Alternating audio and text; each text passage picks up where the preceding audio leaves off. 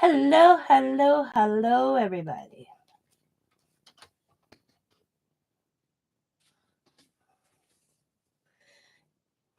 Hello, hello, hello.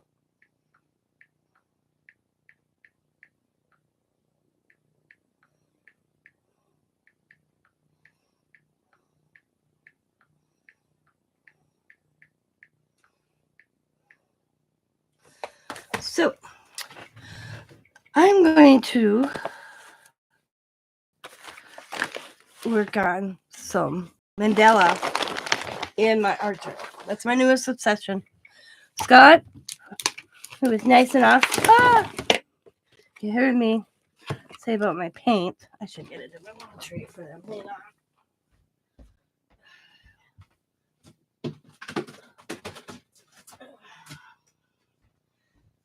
I couldn't get the right consistency with my paint. So he, at Walmart the other night, bought me these. They're folk arts. Good. I didn't know he was going to do that. So, okay. So we got, let's see. They've been sitting here since Saturday. We got lipstick red, orange, winter white, yellow light, apple orchard, green, bright pink, calypso sky, cobalt hue. It's a blue. Turquoise. Yay, that's one of my favorite colors. And violet pansy. And medium gray. So, them are cool. So what I'm going to do, hello, cool, awesome, is in my art journal.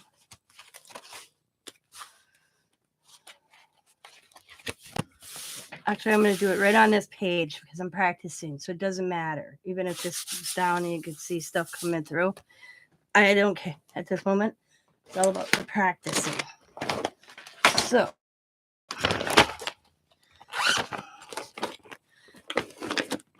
and testing the paint. Eventually, I want to go to these and on a rock. Eventually. But I want to get better at doing the dots and all that. And all. Practice, practice, practice.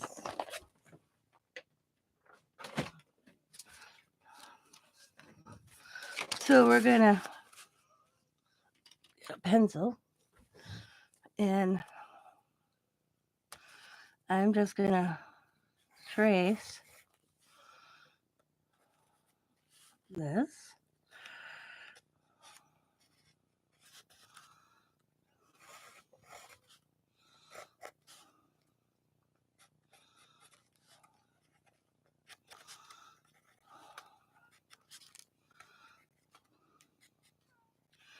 So how are you today, Sabrina? Do they? Cool. I'm going to have to go look because I want more of those circles because I made them. I couldn't find them. Like, I'm an Amazon shopper because I traced a bunch out, but these are like chipboard. I couldn't find them even on Amazon, so I wouldn't mind getting a few more of those.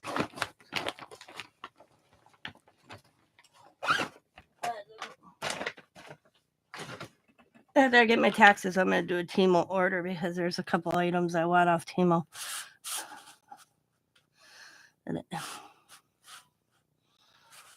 Okay, I lost my place. Okay, I'm match it back up. It's called a eraser dime.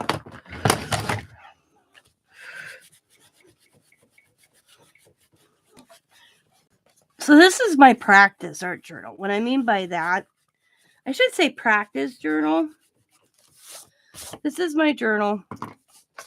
Let's see if I got any pages to show you. Like this. This is all extra little paint off a sponge.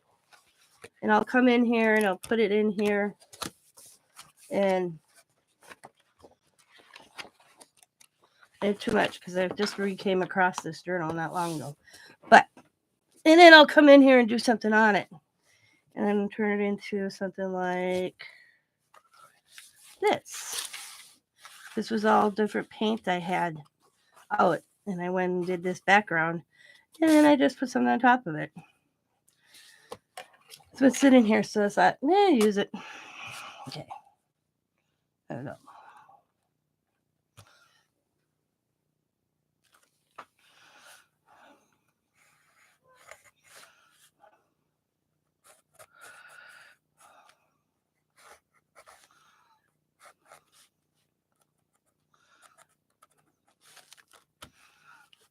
Scott's working. I got a semi-cold. This is weather can't make up its mind if it wants to be nice out, cold out, or what. I was out for 2 days working in my yard, moved my flower garden. And of course, I should have probably had a sweatshirt on, but I didn't because it was so beautiful out. I haven't had shorts. I shouldn't say shorts. I don't like short shorts, so I wear those like ones that go to your just past your knee. So I had some of them on. Probably shouldn't have. It was so nice out.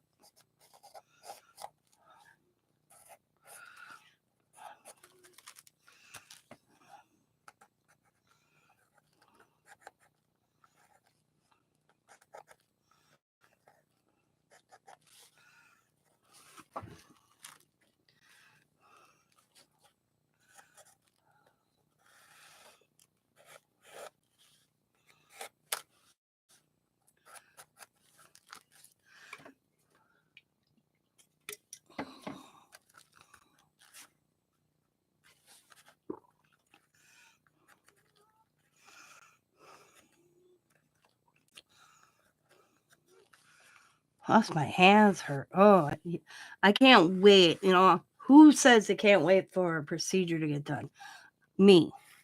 Because I tell you, this carpal tunnel pain, some days are worse than others. At least, oh, shoot, I got to go do something. After I get this. Okay, I will be right back or I'll forget again. I forgot to take my medication.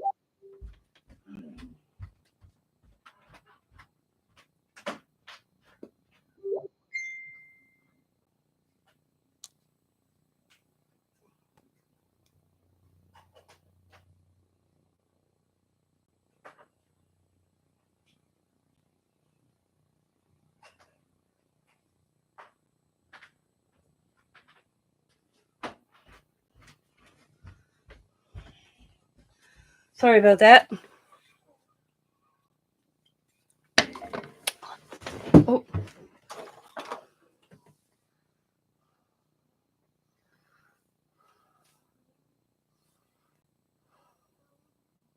Let's check something.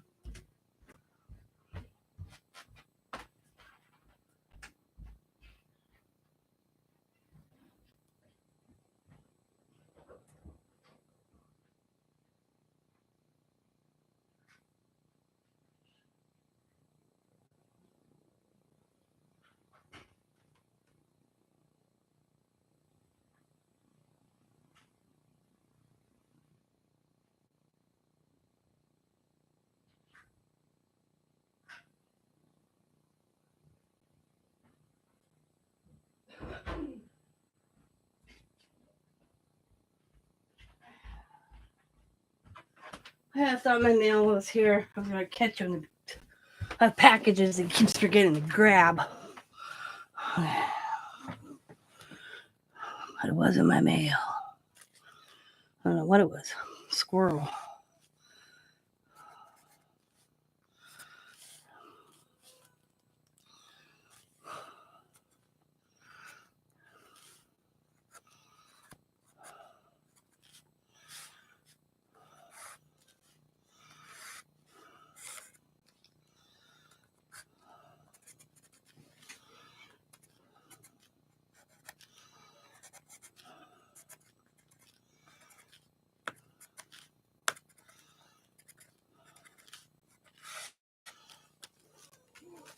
Okay. Hello, Miss Cat.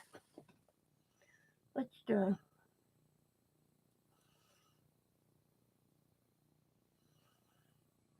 Probably nice.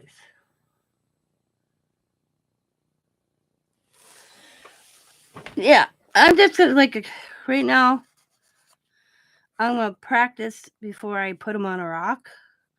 And I figured I got this art journal. Let's do it in an art journal. Plus, Scott bought me different paint because my paint I can't get it to the right consistency because I get or like little god things, whatever you want to call them.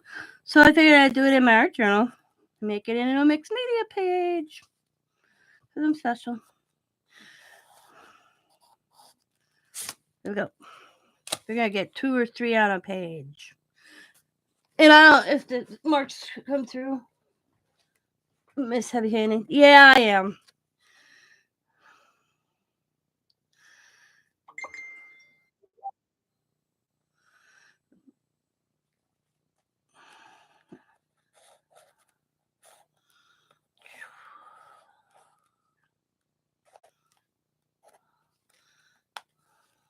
I know I am.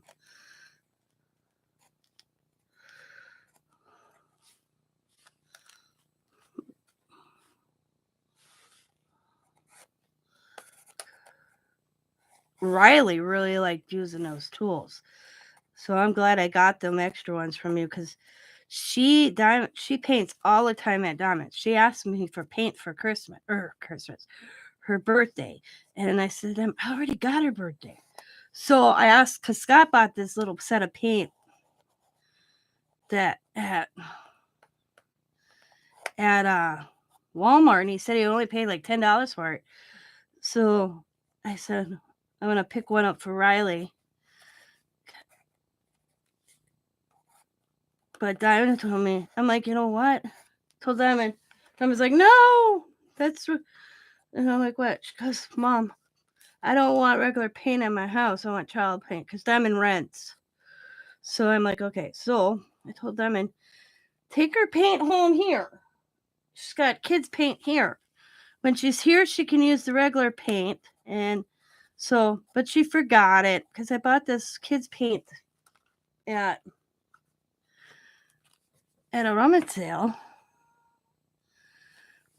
Because Riley's my little crafter. I mean, both my girls are, I should say. Allie likes to draw, and then she, guys saw her stone at this. I meant to post that on our site, and I forgot. But characters or I don't know what the hell the other word she used when she described what she paints. It's not portraits.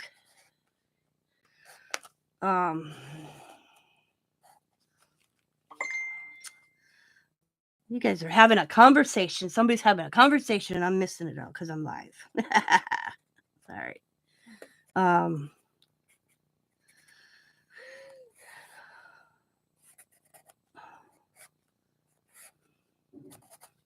Oh, now I hear my mailman. Hey, I'm pretty sure that was my mailman.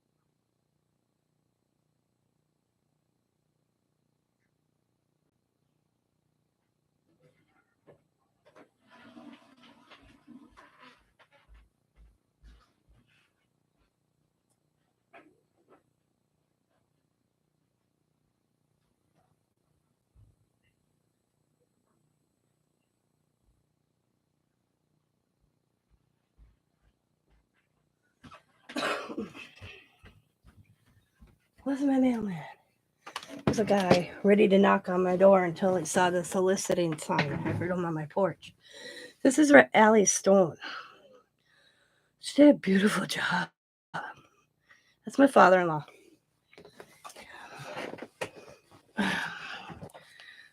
Church. I don't remember what they called it. Not a portrait. It's something else. I can't remember what the heck word she used.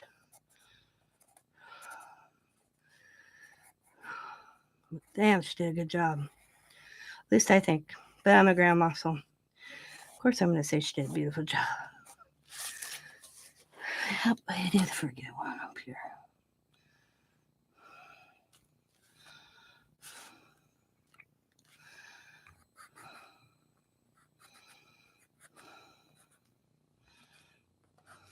There we go. Okay. All right. Okay.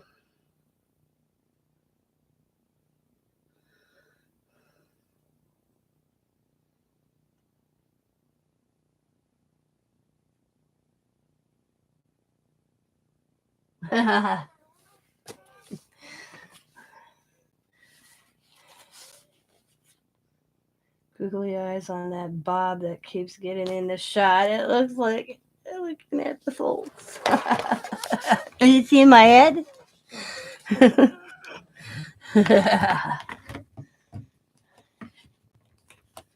don't want to even hear how hot it is.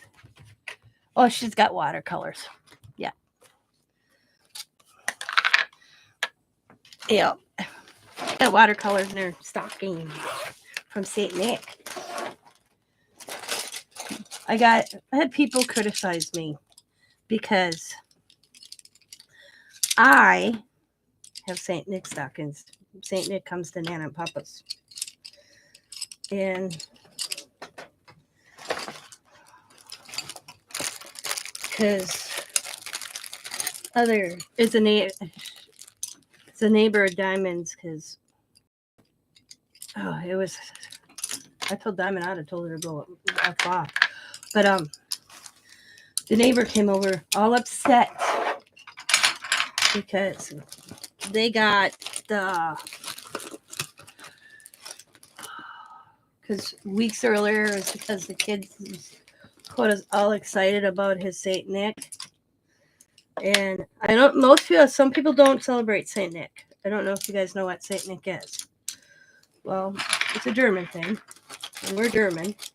I've got Saint Nick since I was a kid, so I do Saint Nick for my grandchildren as well. But Diamond's neighbor came over. Diamond said she was so mad, and she comes in, she knocks at Diamond's door, and Diamond goes answer, and she's like, "I need to talk to you." And she's real. Diamond said she was just snobby too, and I'm going, "Sure, what's up?" She goes, "Without the children present." So Diamond goes, "Okay." So she has the kids go in her bedroom. Sam's standing there, and she goes, "I don't appreciate that Coda comes over and starts talking about Saint Nick." I was like, "Okay, at your mom's, or even at your house." I was like, "Excuse me?" Because we don't do that. And Diamond's like, "That's your problem, not mine." And Sam's like, "Get the hell out of my house. You ain't gonna tell us what we do in our own house," kind of thing, you know? She just saying thing because they bought, I think it's I don't remember. All I know is you can play Mario on it, and you can hook it up to the TV or play it by yourself, just hand or something. I don't know. I don't pay attention to it. All I know is Coda can set it up when it comes to the house. But Diamond told the neighbor, Christmas comes one time a year if you want to be. And the thing is this game system was not just Coda's. It was a family gift from Santa. And I told Diamond, "Nope, it don't fly with me. Santa's not supposed to bring gifts like that." Who says what Santa brings? Santa brings what he wants. Well, I can't bring my kids, and he wants to know why Coda got more than Santa. Why Coda got that from Santa, and he didn't. I'm like, oh my Lord. I'm like, told Diamond, I said, don't worry about that crap. I've gone through it too. She's like, what'd you do? I told him, I said, Santa comes once a year. You could save if you want your children to have a better Christmas. I said, that's what my mom did. She'd find out what me and my brother wanted, and she'd save all year to get that one gift we wanted. Mine was the Barbie Dream House. She goes, did you get it? I'm like, yep. And I found out years later I got it used. She goes, bye. I said, because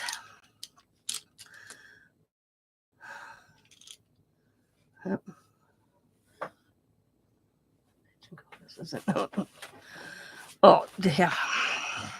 Well, like Diamond, like Sam said, if this mom who's likes to spend her money on drugs, say I might have to thin this paint down too. She may be able to get her. See, I get that gob in the center, and that's what I'm trying to get rid of. Maybe I have to. Now that one's not bad. See, even the folk art's a little thick, I think.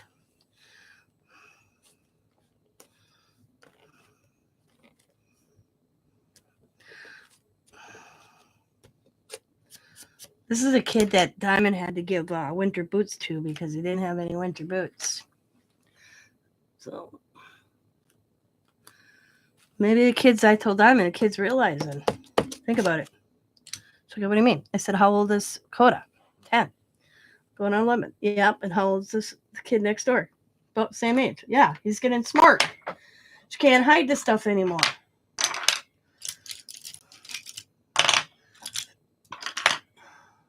She's like, oh, I didn't think it that way. I'm like, yeah.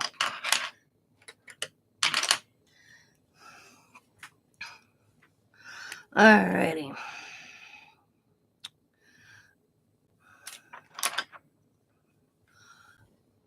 Lightly touch the paint on the canvas, not the actual tool. Oh. Okay. So don't do this. So, okay.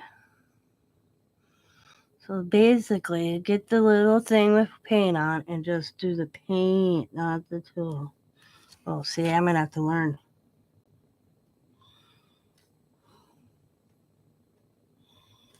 Oh, I don't think I got enough paint on that one. See, that's why I'm practicing before I do it on a rock. The tool never touches. Oh. Okay. Well, that one's better.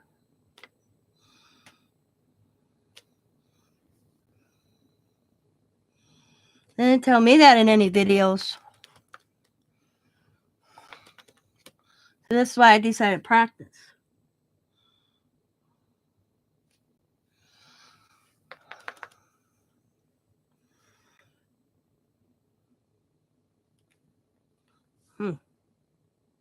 That's easier said than done, Kathy. I guess you just gotta get the feel to it.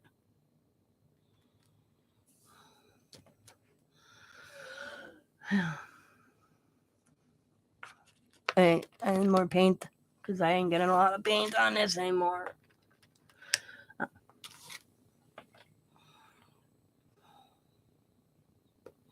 Oh, I got better on that one.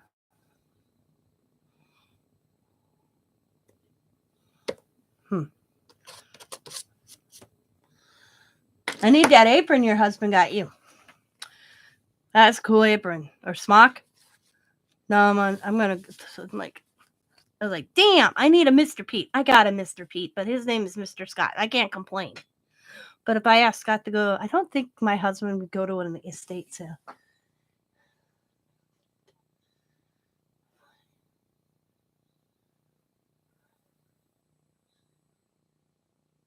Yeah.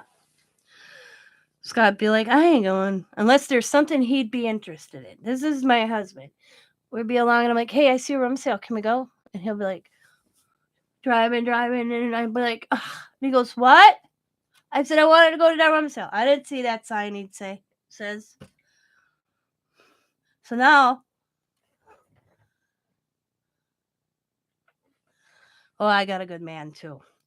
So now, I said, I go, can we go rummage sailing? And he goes, okay.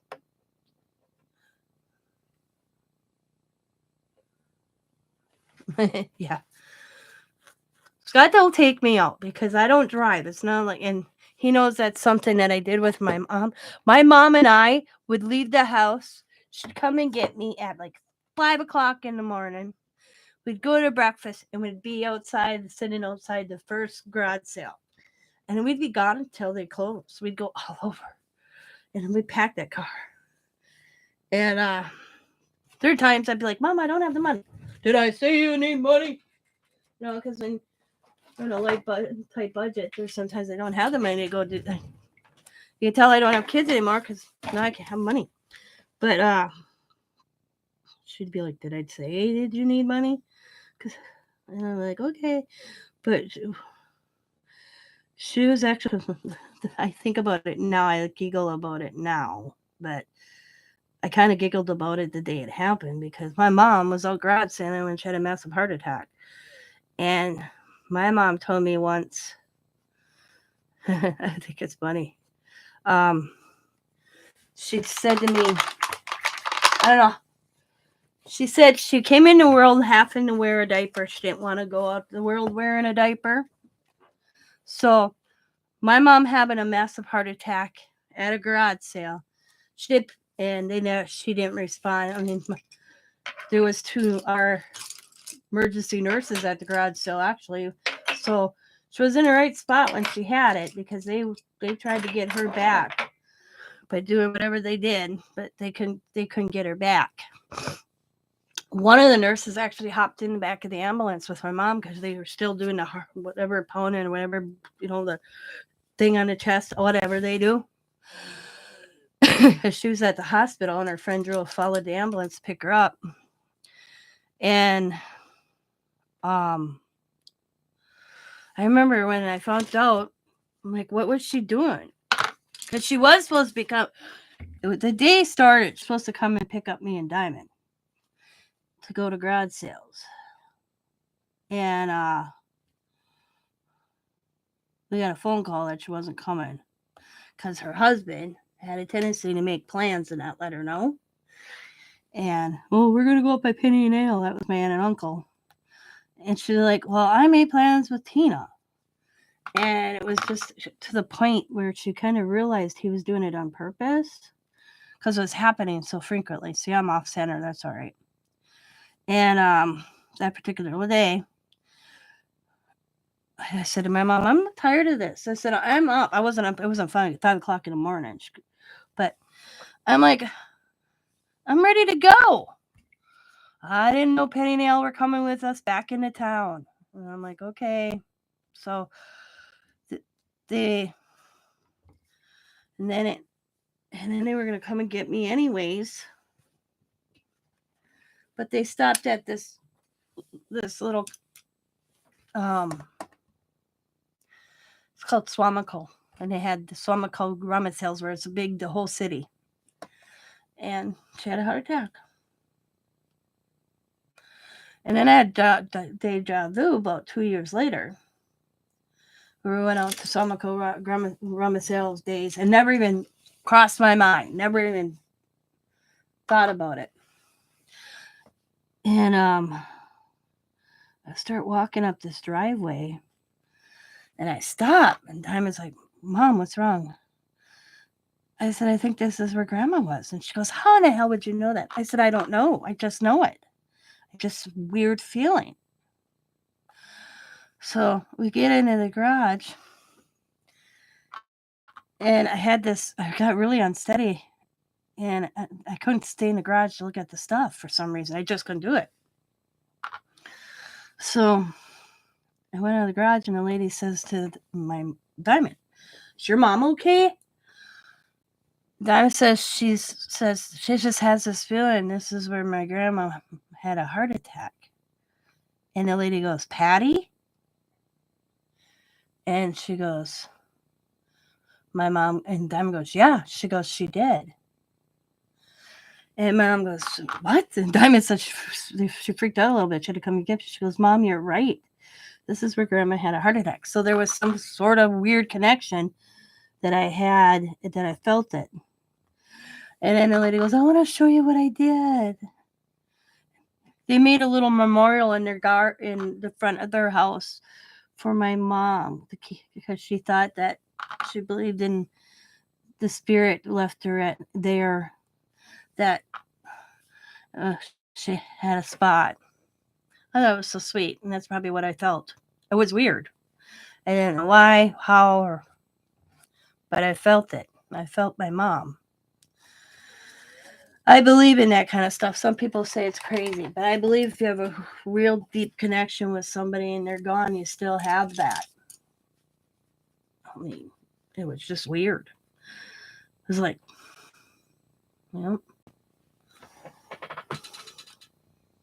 I've gone in that rummage sale every year since. Because Diamond just gave me very nice lady. Very nice people. I remember after I saw the lady when she came out and talked to me because I was sitting on the curb. I recognized her because they came to my mom's funeral, or wake, I should say. I remember meeting them, but all that. But I giggle at the way my mom went out, because sounds weird the way my mom went out. That my mom had a massive heart attack at a garage sale. That'd be something you do. And I think it's weird that, how things work, because I'm glad I wasn't there. And I'm glad my daughter wasn't there, because Diamond was going with us. I think if we would have been out garage sailing and that would have occurred my mom would have had that heart attack with us. It'd be like you in the grocery store at Walmart with the kids.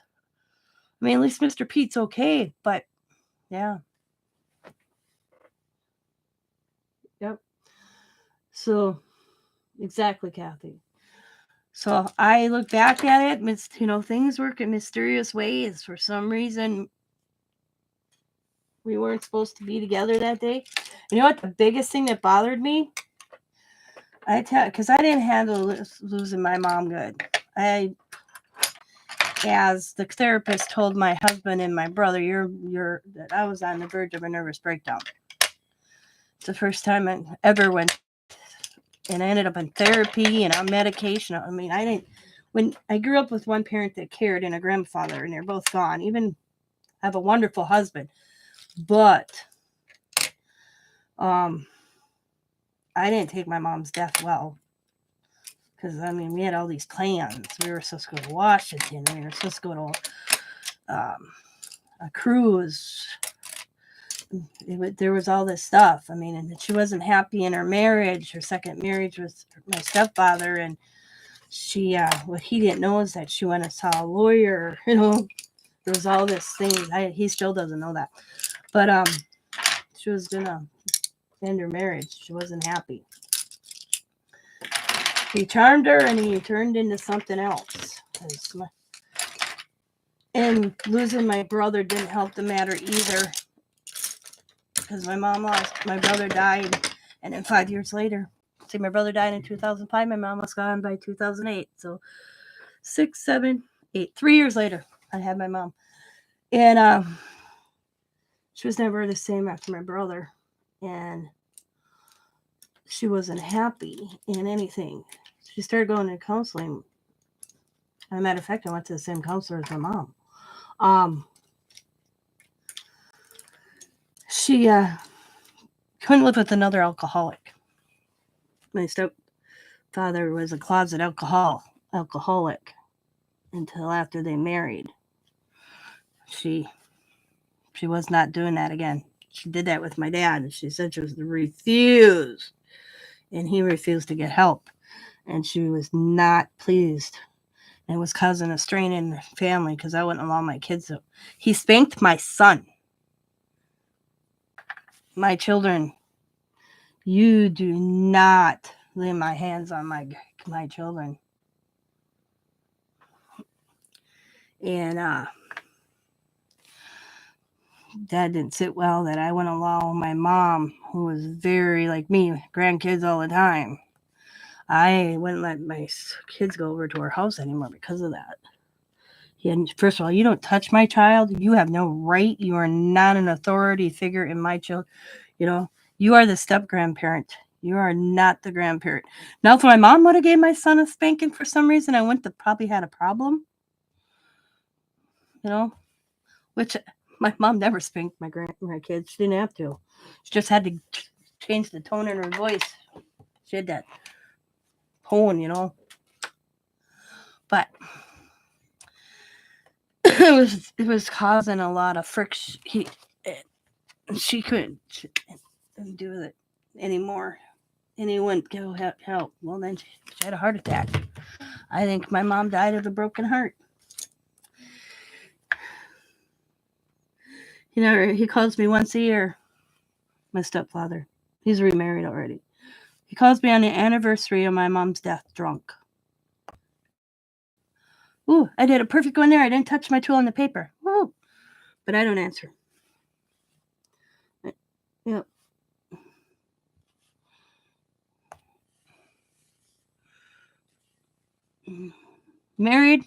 Got married 6 months after my mom passed away and divorced. And yeah. But my mom was a wonderful woman. She worked her ass off. It just sucks that she couldn't enjoy retirement like she wanted to. She was retiring in January. And she didn't get to.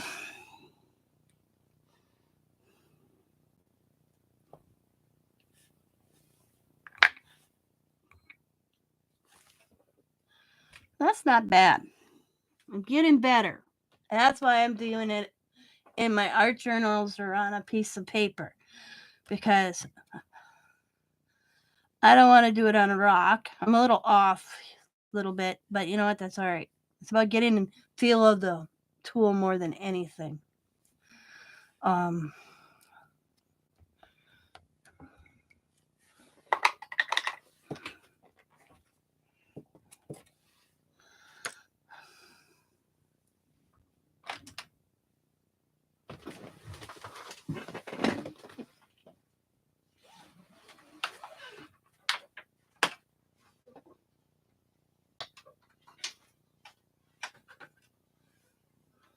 I'll put my window up so I can see, watch for the mailman.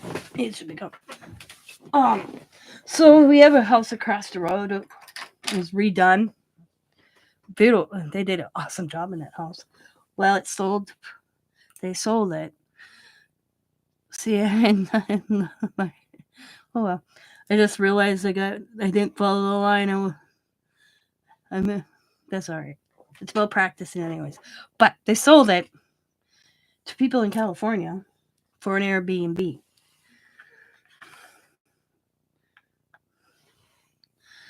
I'm thinking people in California must have a lot of money.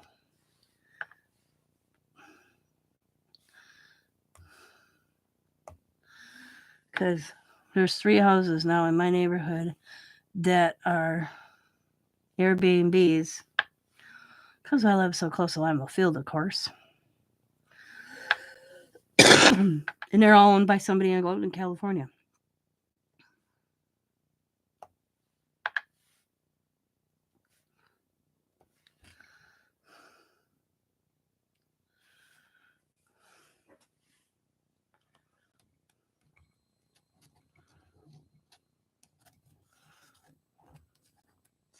I said, it's got you.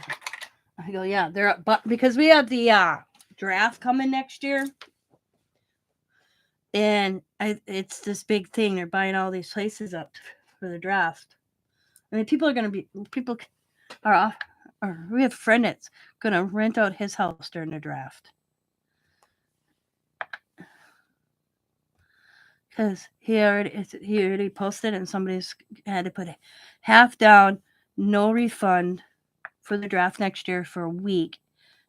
And is making 6 of his house payments, he told me. I'm like, that's nuts. He goes, yeah.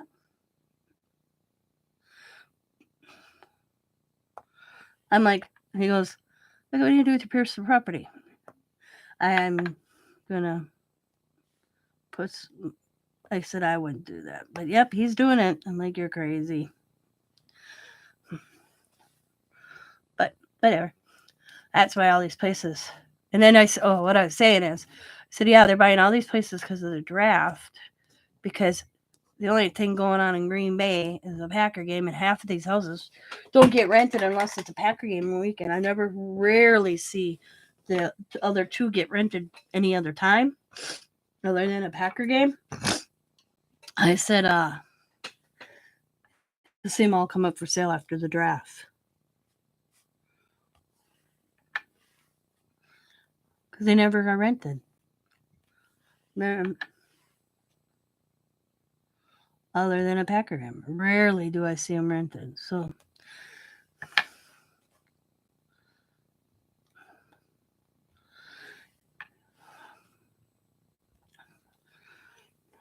well, I got off kilter on this one.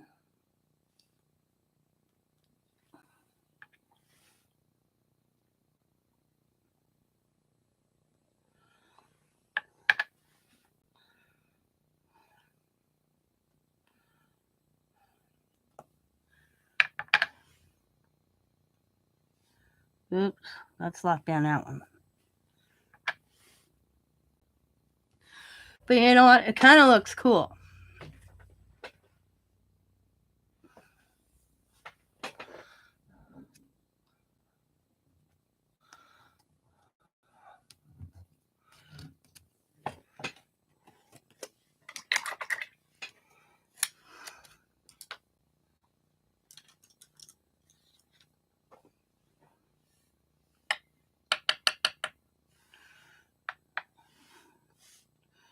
So I'm just going to put here.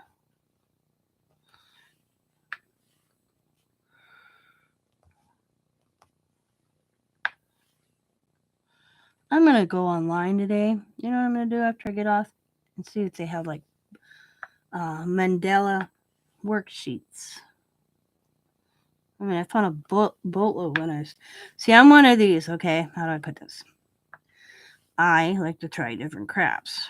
Okay, and I was gonna try calligraphy. So I bought the pens. I still have a few of them. So I got online. I found a boatload of calligraphy practice sheets. I just couldn't do it. See, and for some reason, I just couldn't do that. Like I said, I'm willing to try any craft. Become something I can do, I'll do it. If I don't, I'm no loss. So I can't say I didn't try. And that's what I tell the girls in even Coda.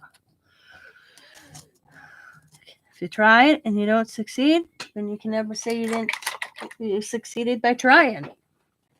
They think it's a weird concept. Don't know how I put it, but they got it.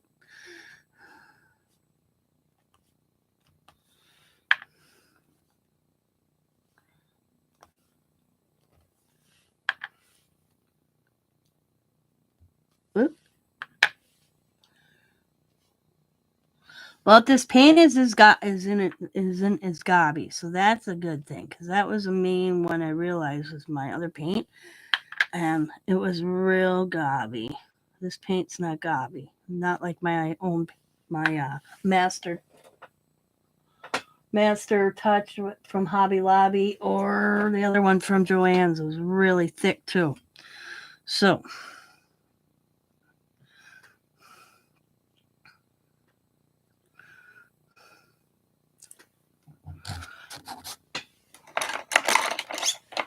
it's like I said, what better way is to just do it in a book for a while and get used to the, like Kathy says, get like the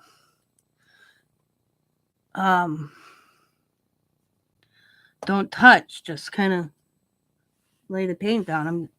I think that's what I'm going to work on before I put it on a rock. My goal is to get it on a rock and then move, because now that it's getting warmer, I want to do the step stones, garden stones, But Scott says that has to at least, he said the best bet for me. I mean, it's 44 here today. To do that cement, it has to be at least 80.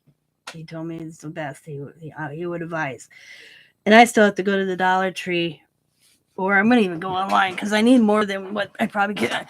I'm thinking I'm going to go online and see if I can buy the pie tins that are only like this one, not too high, and see if I can buy them in bulk instead of two at a time. Because then I'm going to make them, and the kids are going to decorate them. And I want to do this on one of those stones. That's why the kids, they can do whatever they want. But I want to do. And Scott told me he'd help. He'd help me do the whatever design that draw it out on the stone for me, like this. But I'm wondering if I can get. I bet you I can get another stencil like this, but bigger, like 12 by 12 or 8 by 10. It's probably out there. I just haven't looked.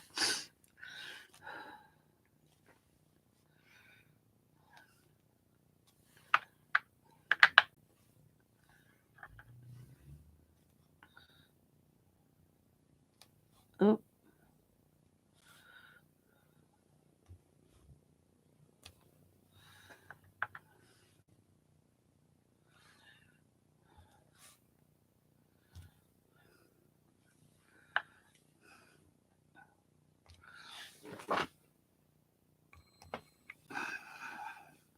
Because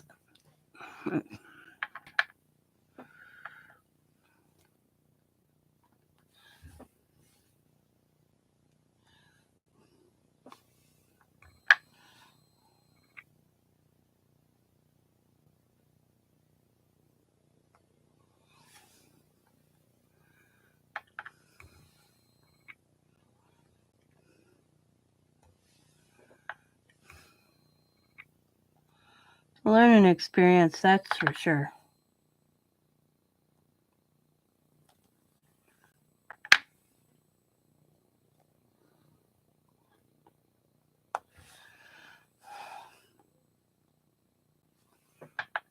I messed up, so I'm gonna fix it so it looks like the whole thing, like I wanted it to look like that. It don't matter. It's in my art journal, but still.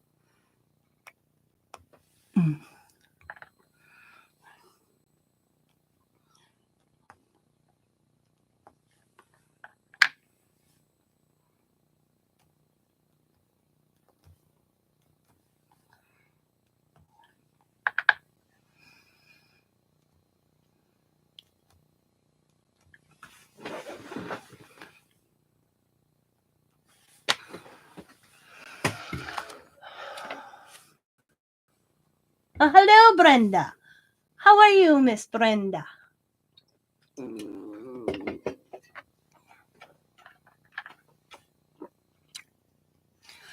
Are you having warm weather where you are too? Because I know I don't know how far you are from Kathy, but I know you're down in Florida. Nah, I know Florida's big. Better than me.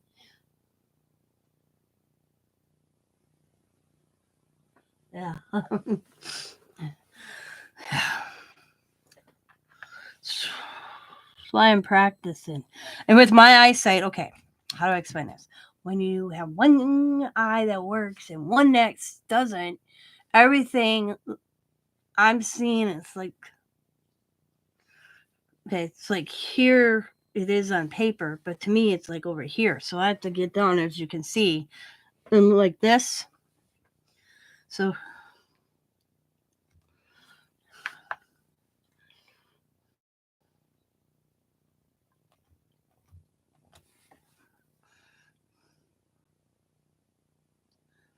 yeah.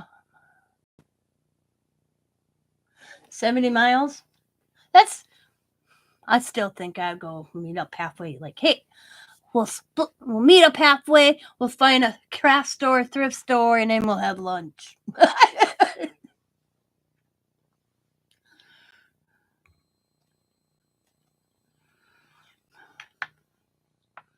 So Scott's okay. Oh, my husband. If you guys would have saw my husband on, not yesterday. Was it yesterday? No, the 13th. So 2 days ago, we had our tax appointment, 2:00. Scott says to me, "Make sure you're ready by 1:30." And I'm like, okay, because he was out doing rides. So I'm out in the backyard. So I set my phone for 1:00 to come in the house, get changed to go to the tax appointment. Okay.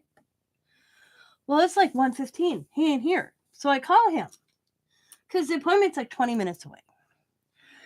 He says, "I'm on my way." He goes, and I could tell he was not a happy man just by the tone. And so then he calls me back.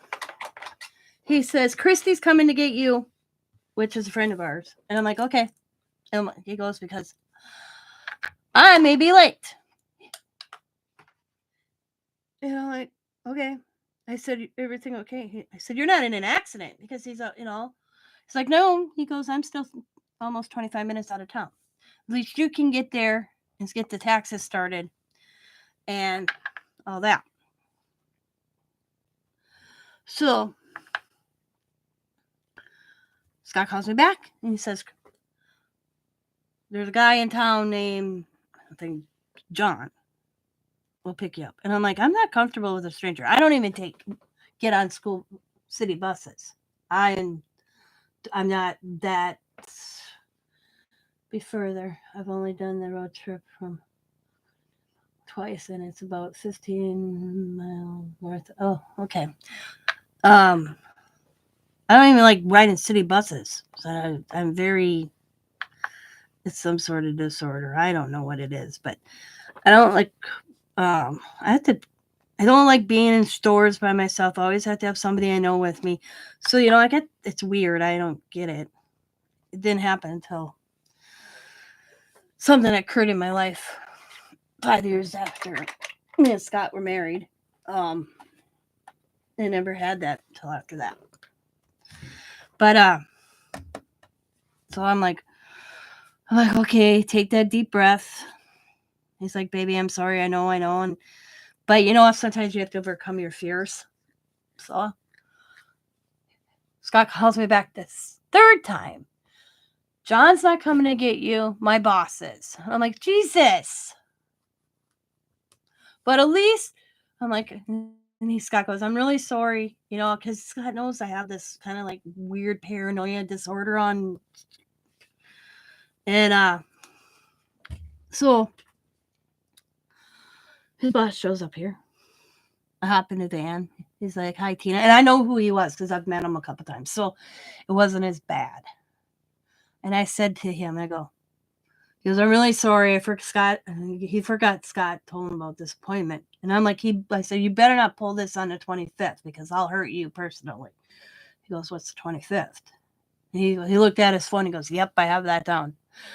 Yeah, I said, "That's for my hands. I can't miss that appointment. It took me a month and a half to almost get this appointment." I said, "And I need to see him and then get the surgery. So I don't know how long after I see him I can have the surgery, So I don't want to cancel this appointment." And he's like, I get it. And he says, and it's right. The thing is, it's like, it's right in the morning. I'm like, yeah, I like early morning appointments because if I have to have one where I can't eat. So I always make my appointments early. At least when it comes to doctors, I try. So I say to him, "By the way, next time Scott has to go to Indiana, can we make it a 24-hour trip? A trip?" And he goes, "What do you mean?" That I can go down there with him? And he goes, "And maybe like take 2 days in Indiana and go off the clock, but use your vehicle?" Why? I said, "I have a friend in Indiana I want to go visit." And I said, Scott was like only 2.5 hours from where she was when he went down there like a month ago. He goes, "Yeah, we could probably do that." So Scott gets another trip. I told Scott's like, "If I get another trip, we'll see." And I'm like, "Oh." I'm like, I said, I'm going to go see Sabrina and I'm going to go to the bins.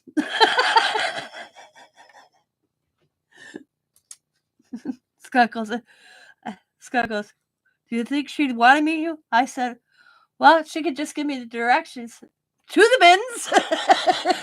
I know, and that's what I said.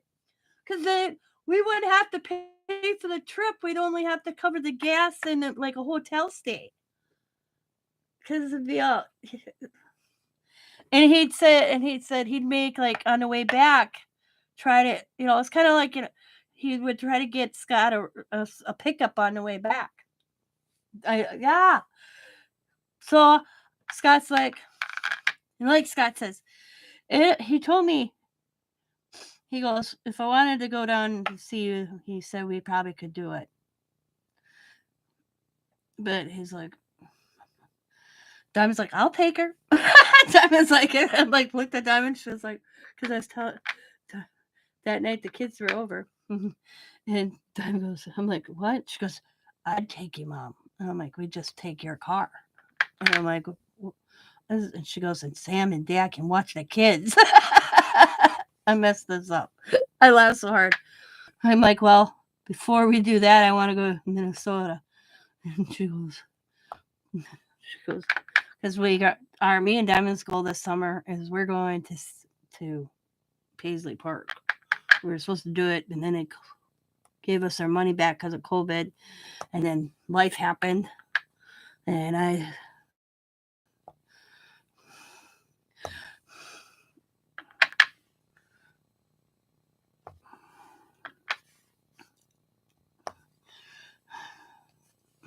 so, but yeah, I said, yeah, when I asked him, he's like, I wouldn't have a problem with that. He goes, who's in Indiana? I said, a friend of mine that I would like to meet someday. He goes, and then I said, she was only like 2.5 hours from where Scott had to drop this person off. He says he doesn't get many trips down there. All right. I'm about to get off here anyways because I'm only going to go to our. But he says he doesn't get many times he has to get trips to go to Indiana. But he says it does occur. It's not a regular, he should say. And it's usually the same guy. And he's on one of those big ships, that go from state to state to state. They come out he works throughout the ship out in Sturgeon Bay. He lives in Indiana. So he doesn't want to bring his vehicle up because I think he told Scott he's on the ship for 3 months, home for a month, and out on 3 months, and so forth. And then sometimes in the summer season when they can actually get those big ships through the Michigan, all the way down to Chicago, whatever, up to Canada. He's all over. He's telling. He's a chef. But so excuse me. That's when Scott usually they go to Indiana because he pays for somebody to drive them up and pick them up, drop them off, and then bring them home I think it's like every 3 months, Scott says. So that's at least a regular. But last night, Scott's like, Scott last night, he's like, guess what? And I'm like, what? Guess who? I met somebody. And I'm like, okay. He goes, well, I should say I not met somebody. I met his son. And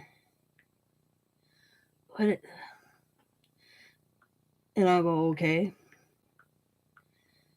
And now I can't remember the dude's name. So what was that TV show called with Mr. T in it? I think it was that one. Was it Mr. T? Hang on. The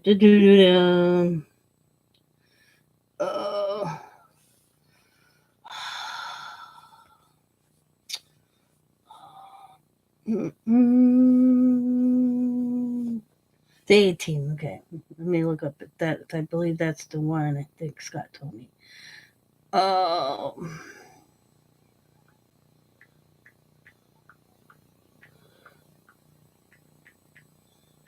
Yeah.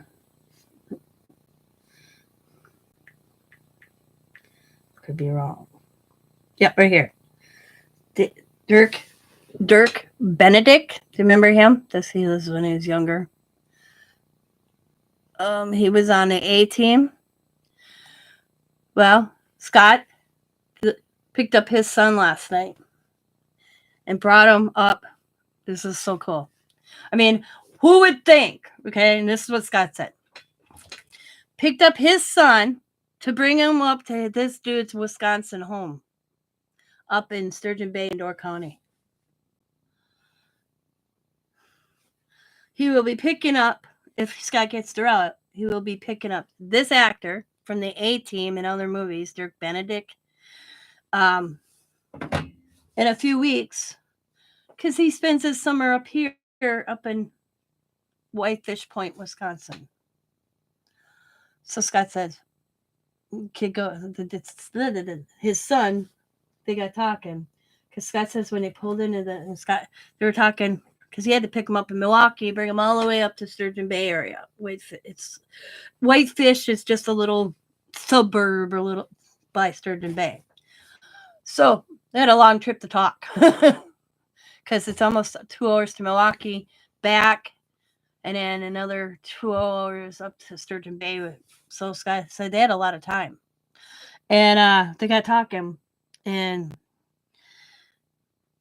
Scott said came to talking about his dad.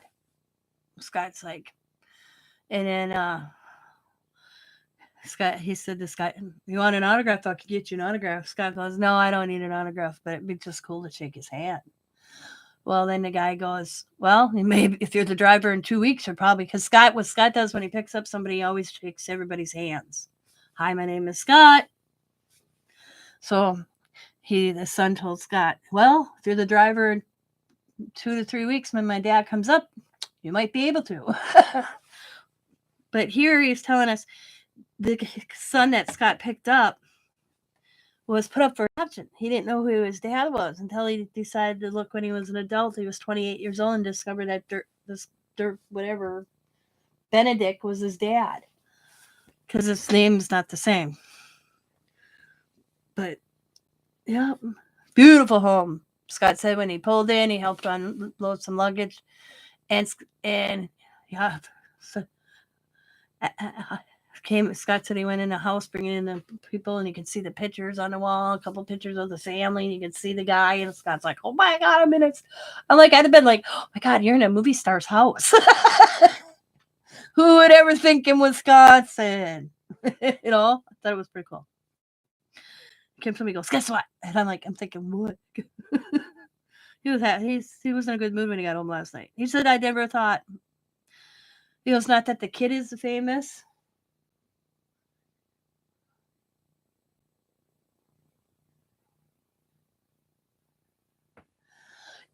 Yeah, like Scott says, he would have never known.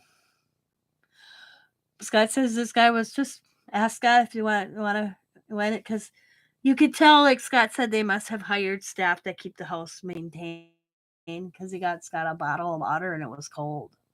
But Scott helped carry in his luggage.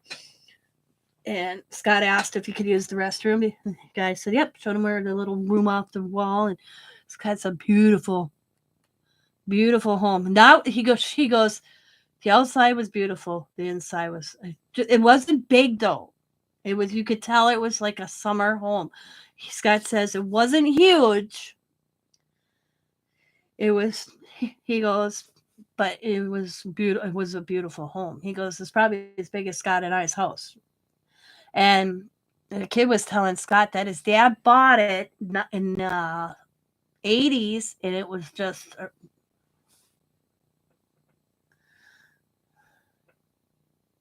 oh yeah, that's a weirdos. Yeah, celebrities and their wives think they own Tampa, and John Travolta's a weirdo. Oh yeah, and that religion he's into. They come here and build winter mansions and think they are all that. Scientology community. I watched a thing not long ago on Scientology. Is it Miami? And all the people down there. It's like a cult.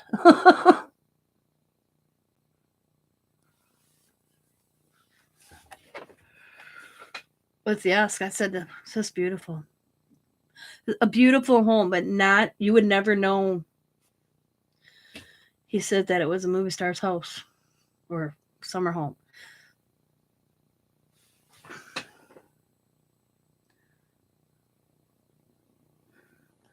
But this guy that Scott delivered was the son that he didn't know he actually had. He was put up for adoption. It wasn't until he decided to look to see who his parents were. Football player is down to earth and his wife was a bitch. Really? They're divorced now, aren't they?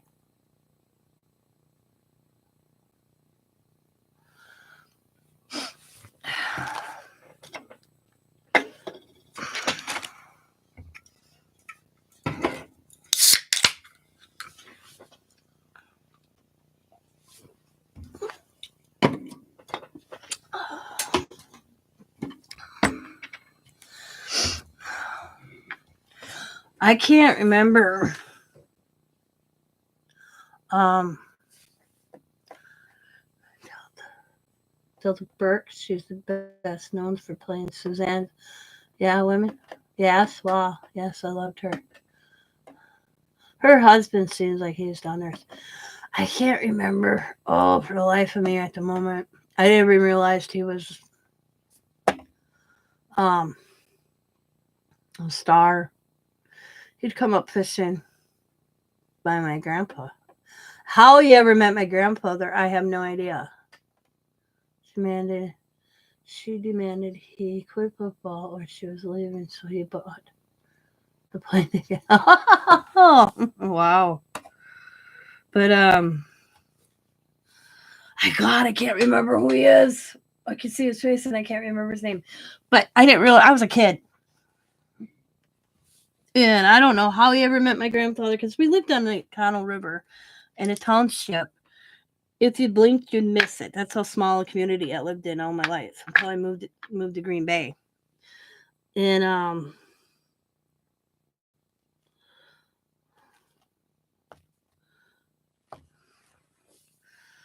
this guy would fishing up by my grandfather, and it wasn't until years later. He's a Western actor, an old West. You figure it. And I do not know how my grandfather ever met him. But yeah, he'd show up just randomly, park his little RV in my grandfather's yard, and go fishing all weekend. And I just don't know.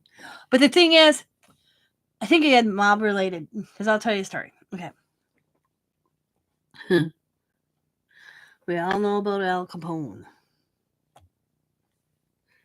My grandfather's great grandfather, I should say, great grandfather. One of Al Capone's pit stops was my great grandfather's land when they couldn't have alcohol. Yep. And one of his bodyguards, he worked. I don't know if he was a bodyguard, but he worked for Al Capone. Was good friends with my great grandfather. The stories that man told me, because he lived to be almost 102. This guy we know. His wife lived here in Stiles, where I grew up. He would come up once or twice a month from Chicago because his wife said she didn't want to be around all the crime that he was associated with. Yep. And he was good friends with my great grandparents. And they lived across the river from us. And back then, it was, you took, like my grandpa told me, when you're a poor man and somebody's got money and offers you some money to store liquor, you do it.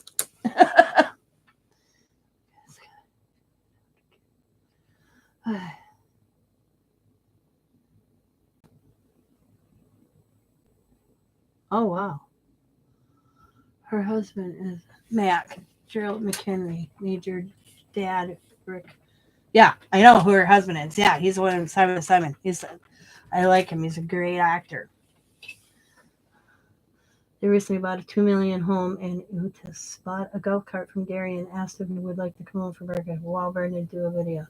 They had no kids together, and they kind of adopt Gary as one of their kids. That's cool.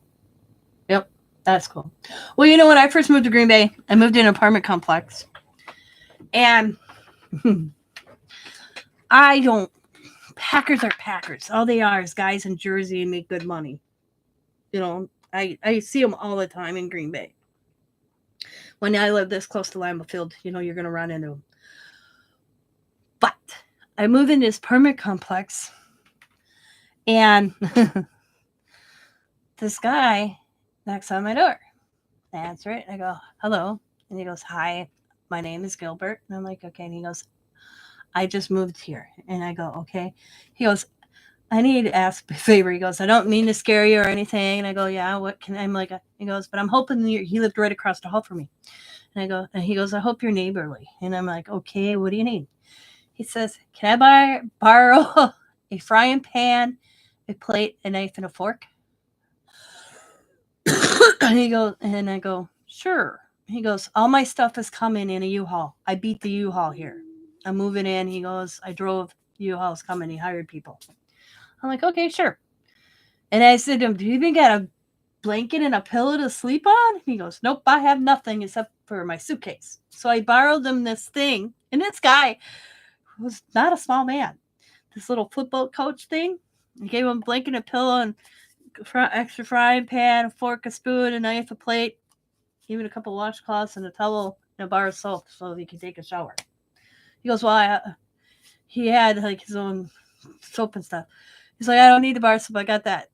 I'm like, do you need a couple of towels? He's like, yes. Can I borrow? So I was neighborly. And so very nice man. And finally his stuff came like a day later, 2 days later. He brought me my stuff, gave me a gift card to go to a restaurant. I think it was Applebee's down the road. Never just knew him by Gilbert. Lived next to him for years. He'd get noisy once in a while, and I'd knock on the door, and he'd go, I said, Gilbert, I know you got buddies over. Because I walked in, and all these guys are sitting on this floor with this giant TV. I didn't pay any attention at the moment.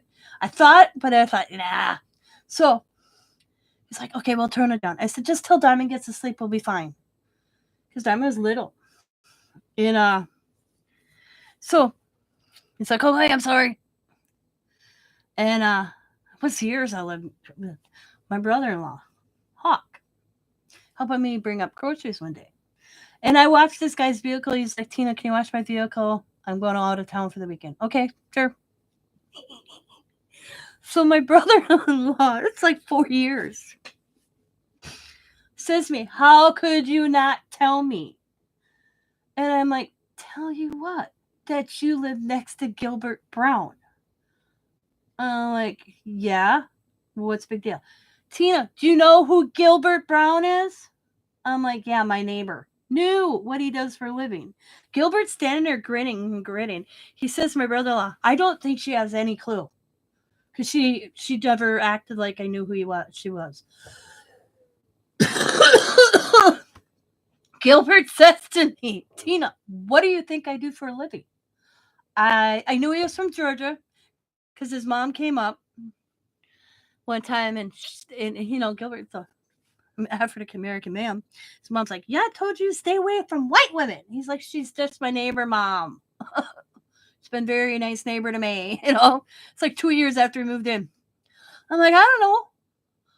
Gilbert goes, what do you think I do for a living? Well, I said, hours you keep. Sometimes you're out late. You drive a big ass truck, I figure you're a drug dealer. And he goes, what? I said, I figured you dealt drugs. And I was like, you know what? They don't sell with me. They didn't offer to me. I wasn't worried about it. That's my attitude. He goes, no, Tina. I play for the Green Bay Packers. He goes to Hawk. I figured she didn't know what I did for a living because she never asked me for an autograph, never asked me how the game was, nothing. He goes, all the years that I didn't know who he was. Like, that's how I pay attention. Then I'm like, so I said to him, do you remember when I knocked on your door a few years ago and I asked you were loud and all the guys were sitting on the floor with game controllers in their hand? He goes, yeah. I said, that was Brett Favre in your living room, wasn't it? He goes, yeah. I said, see, I thought so. No, I would recognize Brett Favre. I said, I thought so, but then I thought, why would Brett Favre be in some guy's living room? Never knew.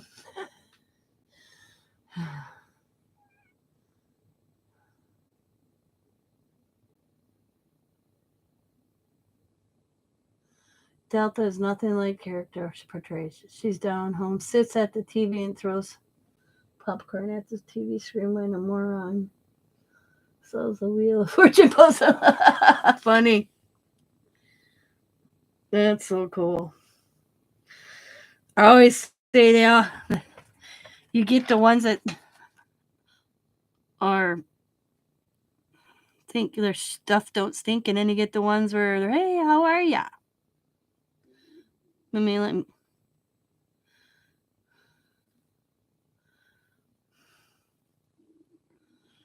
see, when I worked at a country western bar, it was a big country western bar at one time here in Green Bay. The Packers would come in and you'd get those ones that thought their shit didn't stink, and I'd be like, I don't care who. I kicked them out. I kicked one guy. He says to me, do you know who I am? I said, yeah, right now you're being an asshole. That's who I know you are. I played for the Green Bay Packers. And I'm like, I don't care. And he refused to leave. I called the cops on him. You're an asshole in my bar. I don't care who you are. And I remember telling the officer. And all these officers knew me because, it's not the first time I had to call the cops at the bar. And then one officer goes, you had to piss off Tina for her to be kicking you out. And he says to the officer, do you know who I am? The officer said, yeah, Tina informed me that you're a Green Bay Packer and you think you don't have to abide by the rules. She asked you to leave because he was... And that's the guy I hate. I don't care. I told him, I said, you got the brain of a moron who can throw a football or catch a football. Yay for you.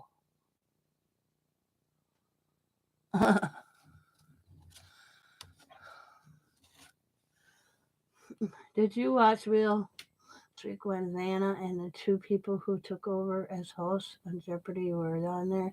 Man, they were dumb as rocks on the wheel. I don't watch it anymore. I was yelling at the TV the whole hour, dumb as rocks. They came back better the second half, but so bad. See, I don't watch all those game shows anymore. I remember watching The Price is Right. Come on down. I used to watch that with my grandma. I always said, Grandma, you should go on that.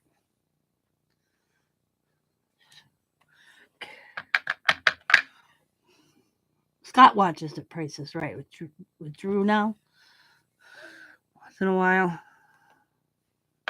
And I'll be like, I always told Scott, remember, he's like, what? Not our prices, California prices. He's like, what? I said, you have to go by California prices, not Wisconsin prices for that dish soap. So add $1 or $2 extra to it. He starts laughing at me because I got it. It was the Power Wash by Dawn was up on the thing. They were doing this game where you had to pick the right price, And I went, I know what price I paid for it, and I went $2 extra, and I was spot on. Scott goes, holy shit. And I'm like, yeah, California prices, not Wisconsin's.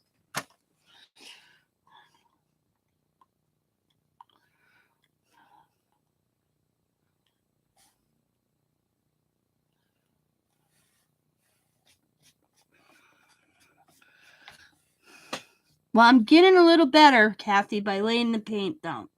But I've come to realize you have to actually put a a bit of paint on that rod. You can't just kind of slowly dip it, like real. You have to actually put a good amount. Doesn't help my hands are unsteady today, too. I got a slight shake today. Thank God I told Scott, because I don't know if you guys can see the shake, but I got a slight shake. I said to Scott, thank God I do Mixmedia. And Scott goes, what? I said, because if I screw up because of my shakes, I can always just corrupt. There are several box players that think they can break line and the third time they try it. Let's just say maybe they should have a personal jumper.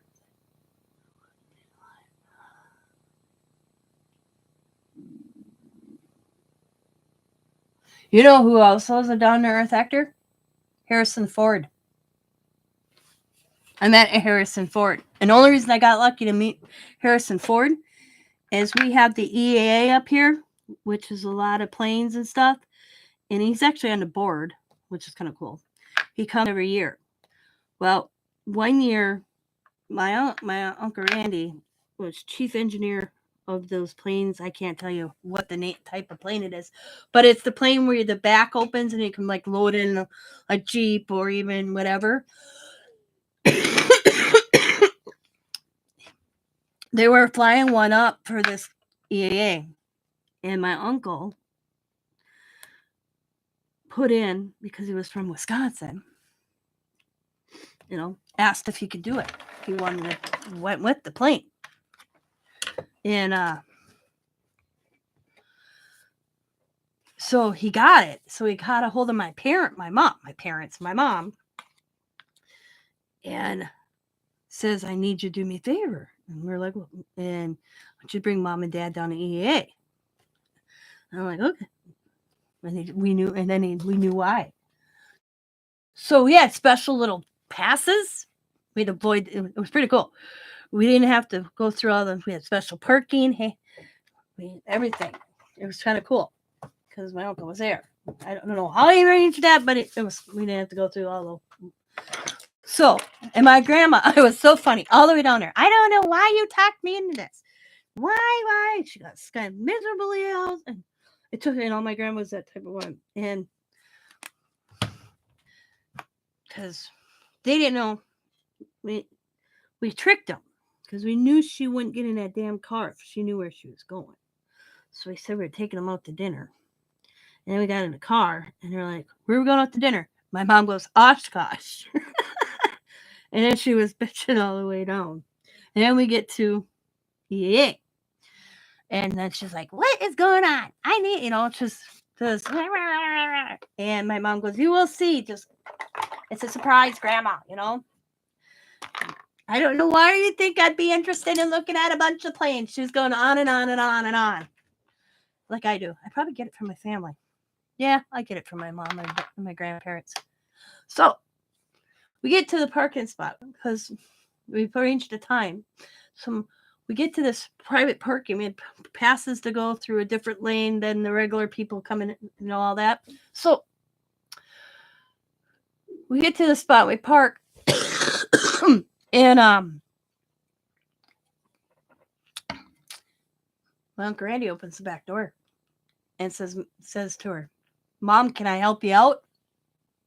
She doesn't dawn on it. My grand, it's so funny because I wish at the time we would have had a video recorder because it was priceless. Because all she did is all the way down, okay? And then when we got to where we were going, it was worse. So we get to this parking spot. She goes, I'll only give you an hour, Patty and Tina, because this is ridiculous. I don't want to look at no damn planes. So this guy, my Uncle Randy opens the back door and he goes, hey, Mom, can I help you out? She says to this, my Uncle Randy, no. I'm not that old. I can get out of the car by myself. So she comes out of the car. When she stands up, gets out of the car, and she looks and she realizes it's Uncle Randy, her baby, because my Uncle Randy was the youngest. And she's like, oh my God, Randy! she goes, looks at me and my mom, and she goes, now I know why I'm here. You're home. Not really, but this thing is 3 days earlier when my grandparents were out of the house, we went and packed them a bag. They didn't realize because they were staying with my Uncle Randy while I was in Oshkosh for 2 days. 3 days, I think it was, whatever. So we basically dropped them off. But back to Harrison Fort. So we were walking around, and Uncle Randy, being who Uncle Randy is in his nice uniform, snazzy, walking this spot, and he saw Uncle Randy and made sure he shook Uncle Randy's hand because he's an Air Force officer. And it was so cool. And we were standing there, and I'm like, my Uncle Randy said, you can lift your jaw because, I'm a Star Wars fan. I'm like, oh, Timmy's never going to believe this. There is a picture of me somewhere with Harrison Ford because I kept going, Timmy's not going to believe this. He's not going to believe this, Mom. He's not going to believe this. And he goes, who's Timmy? I said, my brother. And I said, I'm so tired of watching Star Wars. And he goes, because we had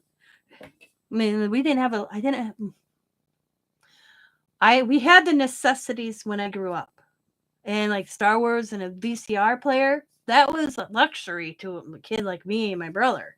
Single parent who worked 3 jobs to make sure we had what we needed. So we didn't have a lot of VHS movies, but we had Star Wars. But that was cool. I love meeting Harrison. And he was such a nice man.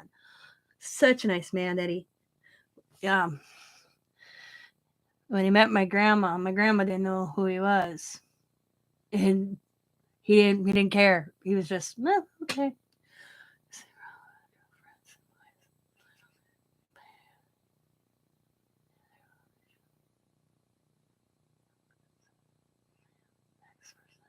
Oh, Jesus.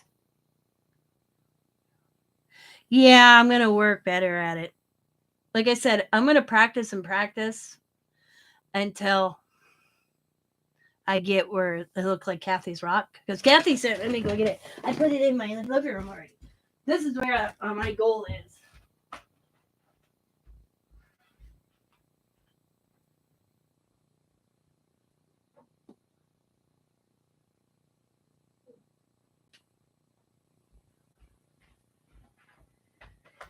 So Kathy was so nice. She sent me one of her beautiful rocks she did.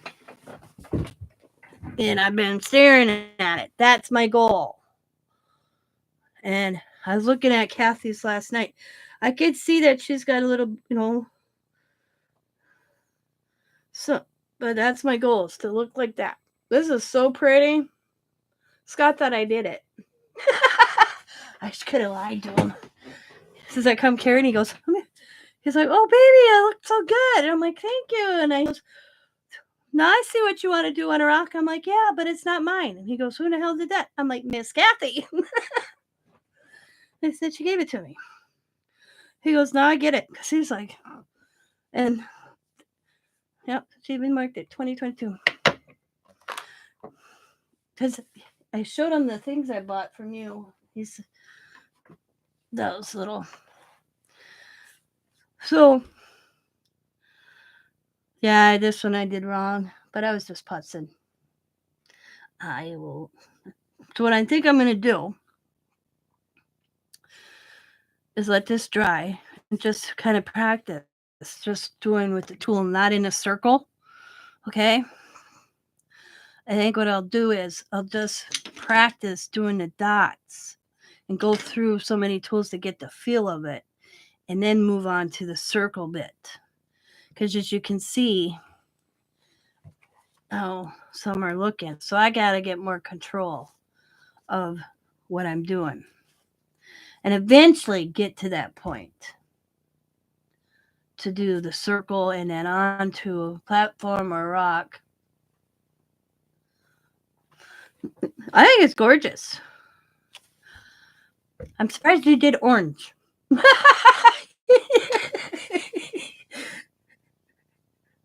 Let's stay in purple.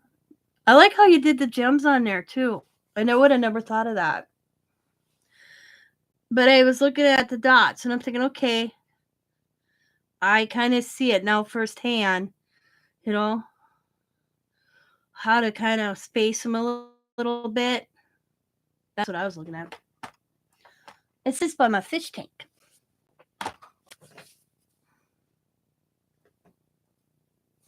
Oh, I thought so. I wasn't.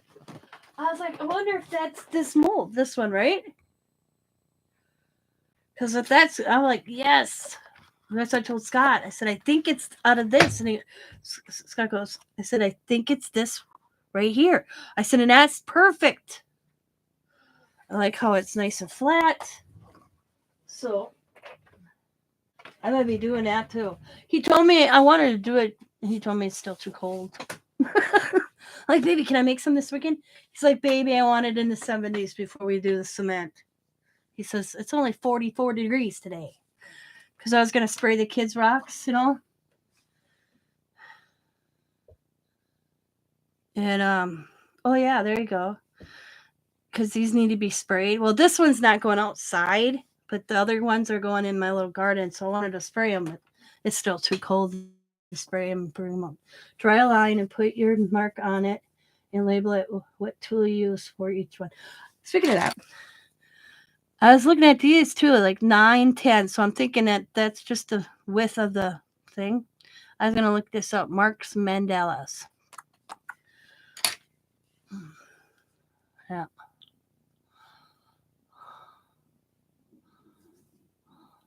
But I'm going to call it a morning, or I should say morning. It's not morning, it's 2:00. I'm going to call it a day. And I'm going to practice this. I'm actually, what am I going to do? I'm going to go sit on my front porch and catch a damn mailman so I can send out.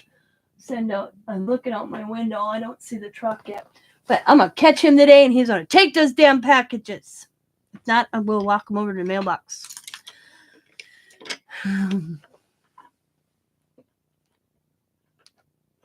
Oh, I got popsicle sticks right here. Got 3 different sizes here. That size, big one, little one.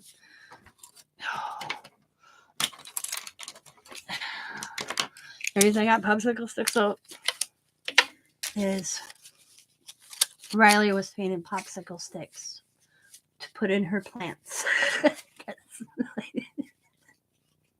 So she can mark her plants. Because she got this thing. They have a school store. Okay. And if you get good behavior, you get tickets. So she picked this little, it's about this size. It's got all these little cups in. And you put seeds in it. Devin's like, oh my God. So now she wants popsicle sticks. So she knows what plants and what things. So I got her a bunch of popsicle sticks. I think she used this one or this size. I don't know. But she wanted to paint it too. Because you could tell her. Okay, it's funny. I don't like labeling my grandchildren. But you got Allie, the oldest. Or not. You got Sosalia, but Allie. She's the inquisitive one. She don't follow trends. She got her own little look, and 1 week she's wearing black lipstick, and the next week she's dressing with pink. You know, that's my granddaughter Allie. Right now it's kind of going in the goth look, like this. Because I laugh at. I shouldn't say laugh. I just think it's cool because she doesn't.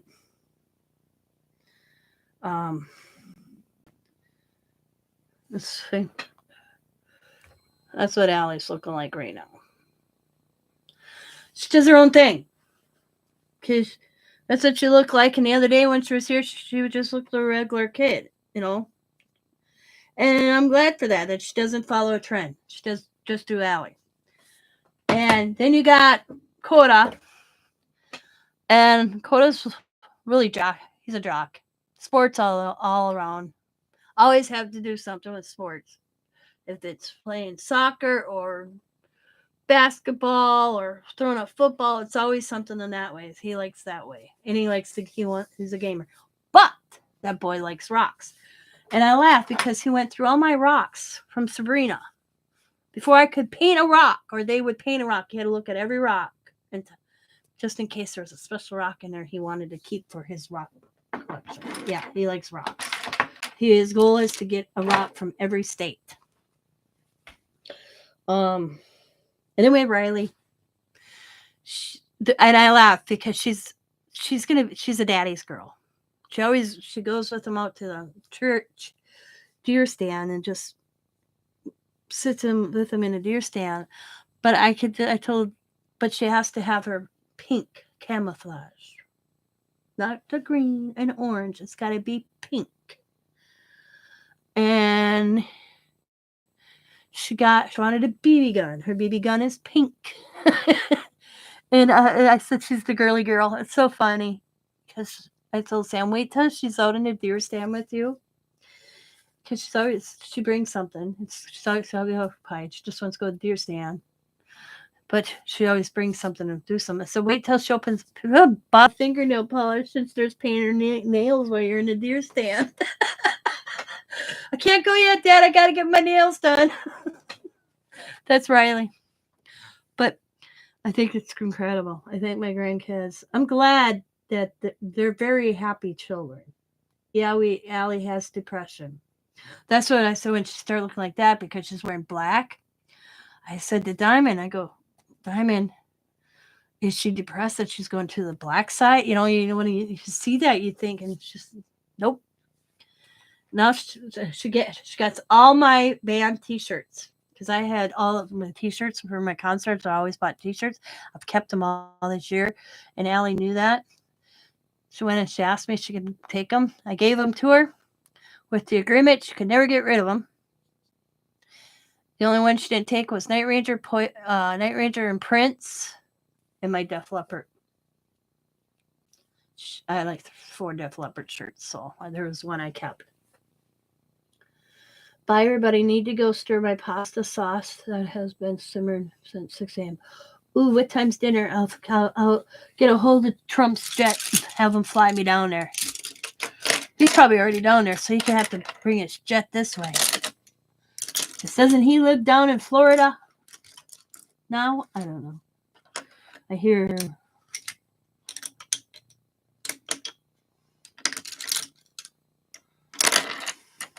I always say Trump's jet.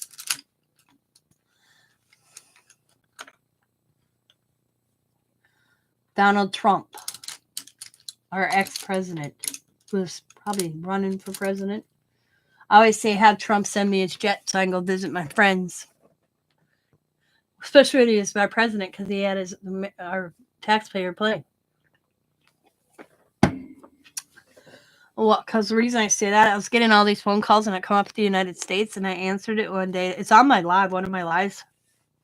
I went, hello, Mr. President. Because I'm glad you return my phone call. I was wondering, due to the fact that you're using our plane, taxpayers' plane, I was wondering if I could use your plane so you could come and pick me up and I could go pick up a lot of my other friends. He has a home in Florida, New York, and South Carolina, and California. Oh, yeah. I guarantee that man has a lot of homes.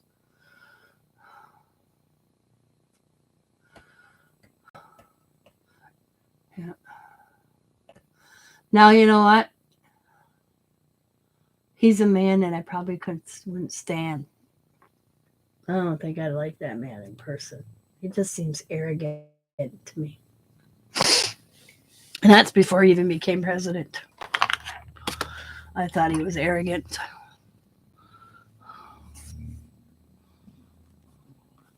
All little dots, okay.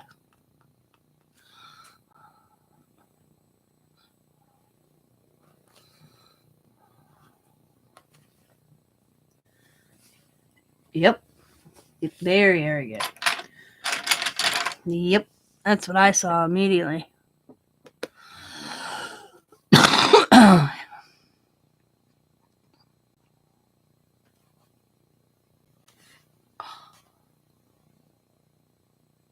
Oh, I can tell. This is about getting a lot of...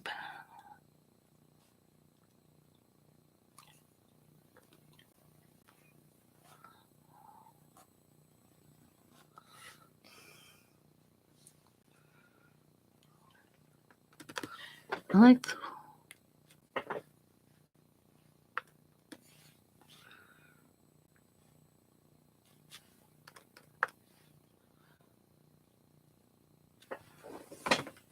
I can't say what I like to say. I probably get kicked off all media platforms. Probably. Yeah. See, I'll be honest with you. I didn't think, I thought he did. Okay, how do I put this? Because I'll probably give this also, too. Our presidents, to me, they have their own agenda, regardless who they are. Biden, Bush, Clinton, Trump, you name it. They all have their own agenda. They really aren't for the people anymore. That's my personal opinion. Okay? And I don't care if it's your Republican or Democrat. You have their own agenda. And and I think each president, and I don't care if it's Trump, Biden, like I said, there's some things they've done good. And there's some things they haven't. When Trump was the president, I thought he did some good things for our country. Okay? Just like there's probably, I don't follow politics, I'll be honest. But I did say to Diamond one day, I said, I think Trump's doing a pretty okay job. But personal wise, I'd probably slap that man if he sat next to me in a bar because I think he's arrogant. Yeah. Exactly, Brenda. Right there. That's how I feel. They're not for the people. I don't care who the president is. They're not for the people anymore. That's like our congressmen and senators. Yep. Even my damn right now, because when do we the primary? I'd have to look when I think it's in April that Scott and I have to go vote. And it's our aldermen, okay? I don't know if you people have aldermans. We have aldermans. Every little district, Green Bay split up, and we have an alderman for this little district. So now they're out knocking, trying to get it voted in.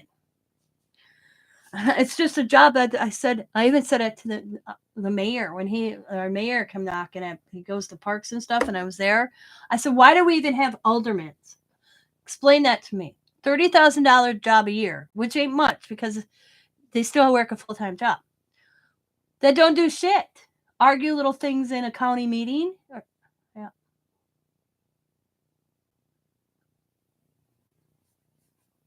So, I don't believe in having an alderman. I don't think there's a need for him anymore. And only time I see, and I said that, only time I see the alderman is when they need to get voted in. Other than that, once in a while I see them on the news because they're at some city meeting, but something happens in your neighborhood, like right now. Nobody in this section. I can't run a business out of my house, but they can put Airbnbs in the neighborhood, and that's okay. That's a business. I don't get that because they passed some damn thing up by Lambeau Field.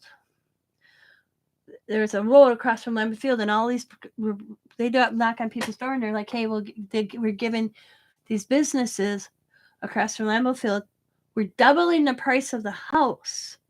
So people sold that whole. There's only one homeowner. I bet you there's 15 houses that are directly across from Lambeau Field that are their owner. One house. The rest are all businesses. And that was residential. And the city allowed it. So then all of a sudden now all these are popping up and it's okay. But I can't even have a business out of my house. Yeah. It's some sort of ordinance. So, and that's what I said to the alderman. And I'm like, and with your .com, this is another thing. Packer game Sundays, Packer game weekends. If I call in a noise complaint, and you know what I get told? It's a Packer weekend. I said it doesn't matter. My husband still has to get up at 5:00 in the morning. It's Monday. I don't give a shit. I don't care if it's Packer weekend and we're supposed to make the exception to the rule because it's a Packer weekend. We have an ordinance. 10 o'clock. After 10 o'clock. So do your job. I don't care if it's Packer weekend.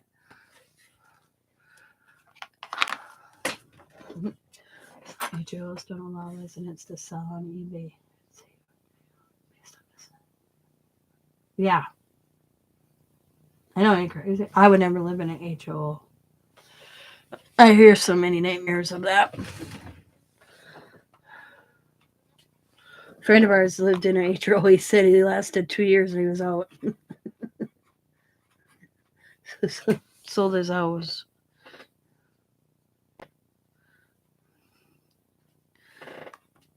I would never live anywhere where they have to, I get told what I can and cannot do in my home or property.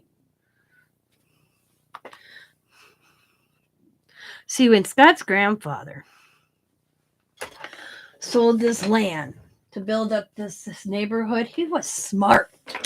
I asked told Scott, your grandfather was smart.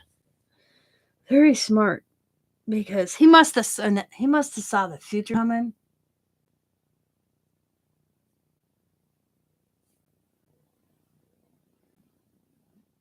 Yeah. It's great. So because on this property alone, they can't put like an easement in the second drop because our yard is bigger on this side over this direction. Because our house technically was in the middle of 3 lots. But Scott's grandfather sold the one lot on the other side of us to an elderly woman, or not an elderly woman, a friend of the family's who was widowed with 3 kids or 4 kids, so that she could build a house there. He sold the land, that chunk, real cheap. Thing is, I told Scott there should have been an agreement if she ever decided to sell it, went back to us. But whatever.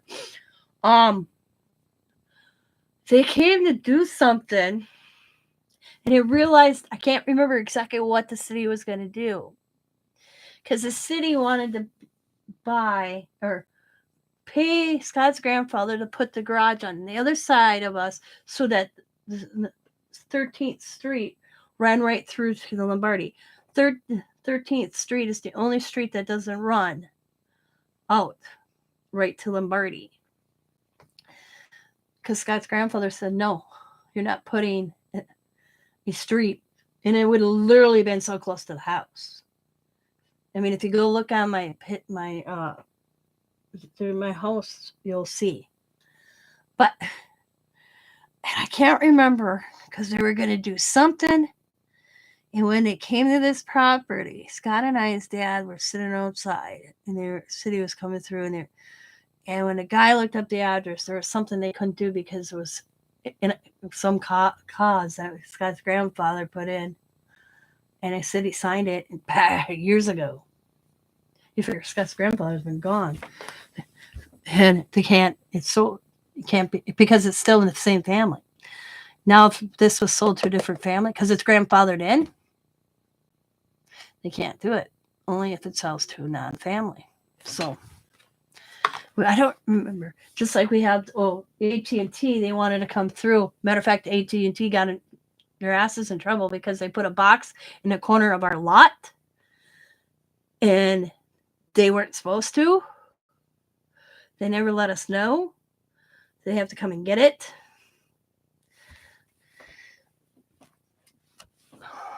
Yep, it's interesting. The guy told me, well, the city said I could. The city don't own that section. They can't tell you. They can't get, no. Where's the paperwork? Well, then he found out he couldn't do it. But it was there. So they have to come and move it. Remove it.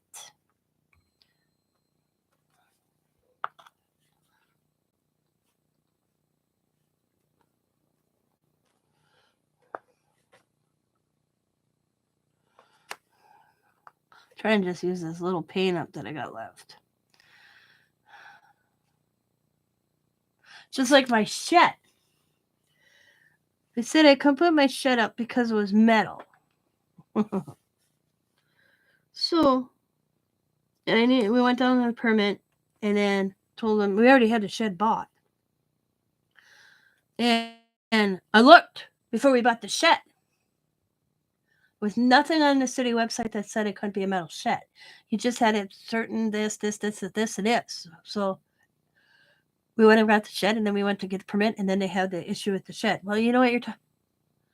I said to the lady, I said, you show me on the website, your guys' website, that says I can't have a metal shed in my house, in my yard. Where? We had to draw on the map. Because we went and got the paperwork.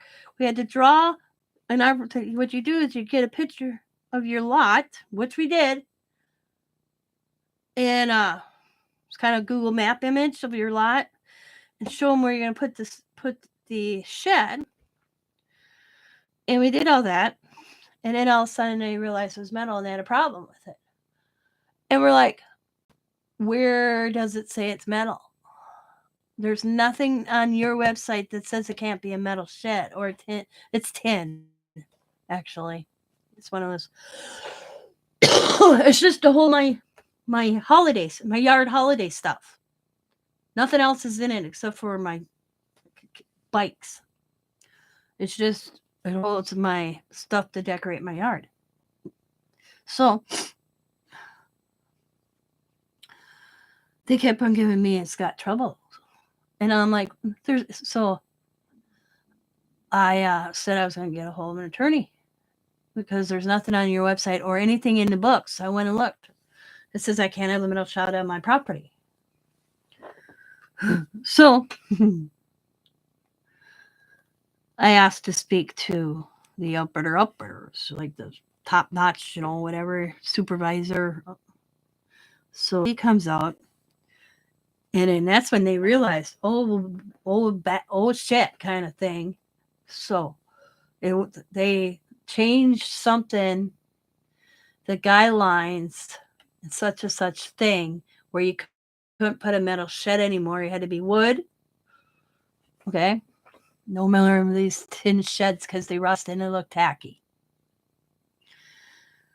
So they let me and Scott have it. I said, I already bought it. I can't return it. I wouldn't have bought it. I said, I did all the paperwork beforehand and I said, submitted it. You okayed it. I went and bought my shed. Then I came back. Then I needed the permit. That's how they did it. I had to do like this. So now you're telling me, well, I can't have it because it's metal. Why didn't you tell me that when I was down here? So me and Scott got our metal shed. But now you go on a website, it says,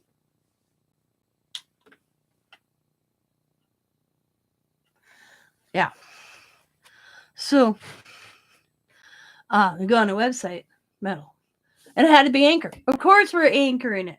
Actually, when the city guy came out, he was just out here not long ago. Because they said I had to have it matched to the house. And I'm like, good luck. I don't know. My shed's gray.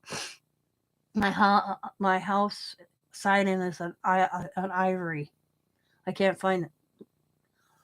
God, so the city guy came out when me and Scott were putting up the shed. He happened to be in the neighborhood and saw what me and Scott were doing and saw the permit. He said me and Scott did a damn ass good job because we bought plastic pallets and we got stakes like this long. I mean, they're long, and we pounded them into the ground. And then we put the frame of the shed down. We didn't use those little things that came with the shed. We bought longer ones. That shed ain't tornado. I mean, big windstorm wouldn't take that shed off. Might take the roof, but it ain't gonna take the sides. And he told me the reason they don't want metal shed is because they rust and nobody takes care of them. I'm like, what makes the difference of metal shed and wood shed? No, if the person ain't gonna take care of them, they're not gonna take care of them. So my metal shed, because they said we had to put the siding vinyl on it. This city guy excused that off from me. Told me not to worry about it. He did suggest maybe if I wanted to paint it to like the color of the house, like an ivory white, because we found the paperwork on the side of that mom and dad. It's called ivory something eggshell. It's not a yellow. It's not a white. It's like a creamy color kind of. So I'm going to see if I can match the paint to it. and then we're gonna paint the shed. But it's not on our list of priorities. But they came out and inspected it. And the city guy, I like my city guy. He's friendly. And I laugh because he says to me, he goes, "Geez, Tina, I take a vacation and you get into it with the east side," because he was on vacation when me and Scott put our tub in, because we hired people to do the electricity. We hired people to do the tub. We had the city out here before we bought this house. Matter of fact, this gentleman, his name's Rick, and this other guy, he was on vacation when we put our tub in. And this other city guy comes out, the east side inspector comes out, and there's a hole in the fan is in the shower. It's weird. It's not up on the ceiling because you can't. We don't get hit my bedroom floor. Okay, so why didn't put it stick it out somewhere? How, I don't know, but they just cut the hole of my tub surround. Okay, the surround in my shower. That was $400 a sheet. It's beautiful. And the city guy goes, "We can't leave the fan there." And I'm like, "Excuse me?" He goes, "Yeah, you can't have the fan there." I'm like, "Since when?" He goes, "Since now." I said, "Wait one damn minute." I said, "Are you paying me the $400 to have that sheet redone without the hole? We'll move the fan, but I'm not paying another $400." I said, "Because I had you." And then I said to him, I got pissed because he talked down to me because I was a woman. You could tell he was that type of man. And I said to him, "You get out in that fancy truck that my taxes pay for you to drive around. You get in that fancy computer of yours." I said, "Who our taxes pay for. You go on there, get this address up, and you get me the SOB that was out here in May." And he goes, "What are you talking about?" I said, "I had you idiots out here in May." I said, "To do an inspection of this house. There was not one single, there was a couple pieces of furniture left in this house when they were out here. The basement, no, but the top half, there was hardly anything. And upstairs, there was hardly anything. We weren't even moved in here when the city guy came out." I said, "We even had somebody you recommended to come and inspect the house." And I said, "I got all this." I went to the room, came out, and I slammed it down. No, I said, "The only thing the guy said about that fan is Scott's dad kind of had this dryer vent coming out from the fan going through the closet and out the house. He told us to change that to some stove piping." Me and Scott did it. It was one of the first things me and Scott did. And I said, "And now you're telling me we can have that? Don't you got, what the hell? 2 different inspectors." And then he goes, "I'll be right back." And then I said, "Another thing, next time you come to my house, I suggest you knock on the door. You just don't walk in. I don't care if I have workers in this house and you're here to inspect my residence or with the job they're doing. You still should knock at my door. I don't know who you are. You never even introduced yourself." So I reported him. I was so pissed. Came back up, "Oh, it's fine. It's grandfathered." No shit, Sherlock. But so the other West Side inspector came back from vacation. That's why he stopped in, because I put a complaint in about the guy. He should have knocked on my door. He can't enter a house just because I have people working in my house.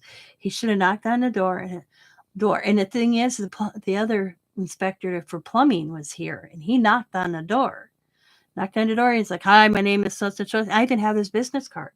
And I put that when I filed the complaint that the plumber inspector knocked on my door. I answered it. He introduced himself to me. The other guy did not. They asked the plumber guy if the other guy introduced himself or knocked on the door, and he said no.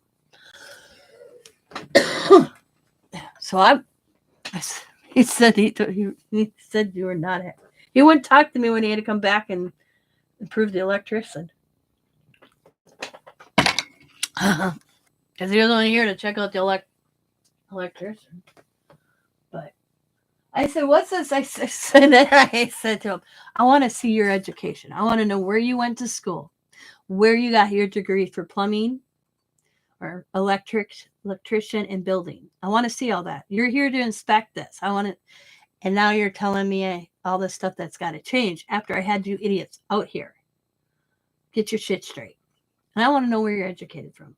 I don't have to tell you that. I said, yeah, you do. I said, you should know the books. I have the right to ask where you're educated to tell me that this isn't right. You're talking about a house that's 100 years old. It's not going to be built like a new one. This house is over 100 years old.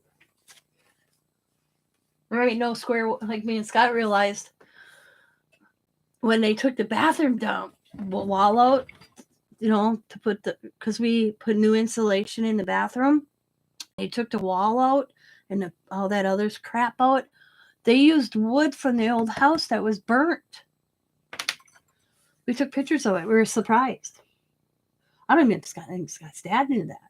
So they used lumber that survived the fire because the original house that was on his property burnt down. This is the second house on his property. And they used lumber that must have survived the first fire. That was burnt, but not really bad. I have pictures somewhere. It's kind of cool. Because we were all surprised, like, whoa. So, and I always said, so we're thinking there's probably more wood in these walls that are. And he said, and the guy said that was doing the bathroom. He said, yeah, they used to do that. Yeah, exactly. And we discovered the wall wasn't straight. So they had to build it up a little bit. It was, yeah. You come back then. It's funny as hell. There was something else we discovered. But you know what? I don't know what. So Scott was sleeping when this guy was talking to me like that. I mean, he was talking down to me. Don't talk down to me. Don't come in my house. First, you don't knock. And then you're telling me this has got to go. Can't have a fan in the shower. Which I always thought was odd anyway. But either way, where would we put it? And then he was going to go upstairs. And I'm like, excuse me, what are you doing? There is no, went downstairs, talked to the plumber guy. Plumber guy come back up. And he goes, it's grandfathered. But it's pre-existing. Because the guy goes, it wouldn't matter if this isn't, because they knew this was a family home and the son got it. He goes, it wouldn't matter if it was somebody that was not the family. It's there. It's been there. Where else would they put it? They can't put it through the walls. Go to where? Just like I don't. And then he's like, he's just standing in the kitchen. I don't have a fan above my stove. He told me I have to get one. I'm like, where is the exhaust going to go? Through a bedroom?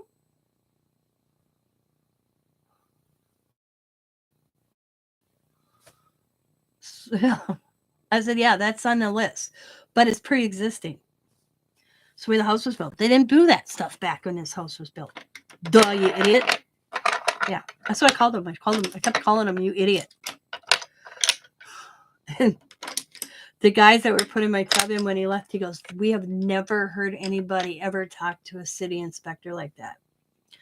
I'm like, well, guess what? You don't come in my home. And then all of a sudden, especially when we paid, I said, and I was telling them, we called the city. The city suggested we call this guy. We paid $300 for this guy to come out and go through this house and tell us, you should do this. You should do this. What's not up to code and all this stuff before me and Scott went into we knew there had to be work in this house. We knew that.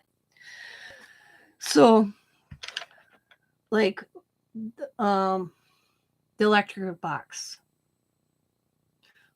There was a leak in the foundation. I was getting water and electric. Luckily, we discovered it. That was one of the first things we had done. But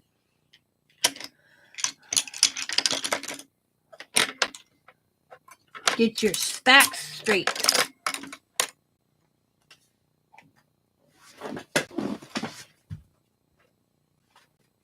Ooh, I got a package on my porch. Alrighty, guys, I'm going to call it a day. Thanks for gabbing with me. I'm going to let this dry a little bit. I'm going to go eat some lunch. I'm hungry. And then I'm going to do some more dots. I'm just going to do dots all over this just to get the hang of it. So I will talk to y'all later. I hope you have a good day. It's nice talking to you, Brenda and Kathy. Oh, who's out here? Oh, see, it was funny. I don't know if you could hear that little ding. That's my camera alert. Scott told me I'm supposed to take it down. I wrapped my front porch steps railings with this St. Patrick's Day stuff. And it blows in the wind, and the camera lets me know it blows in the wind. It's driving Scott crazy. I told him after St. Patrick's Day I'll take it down. He's like, okay.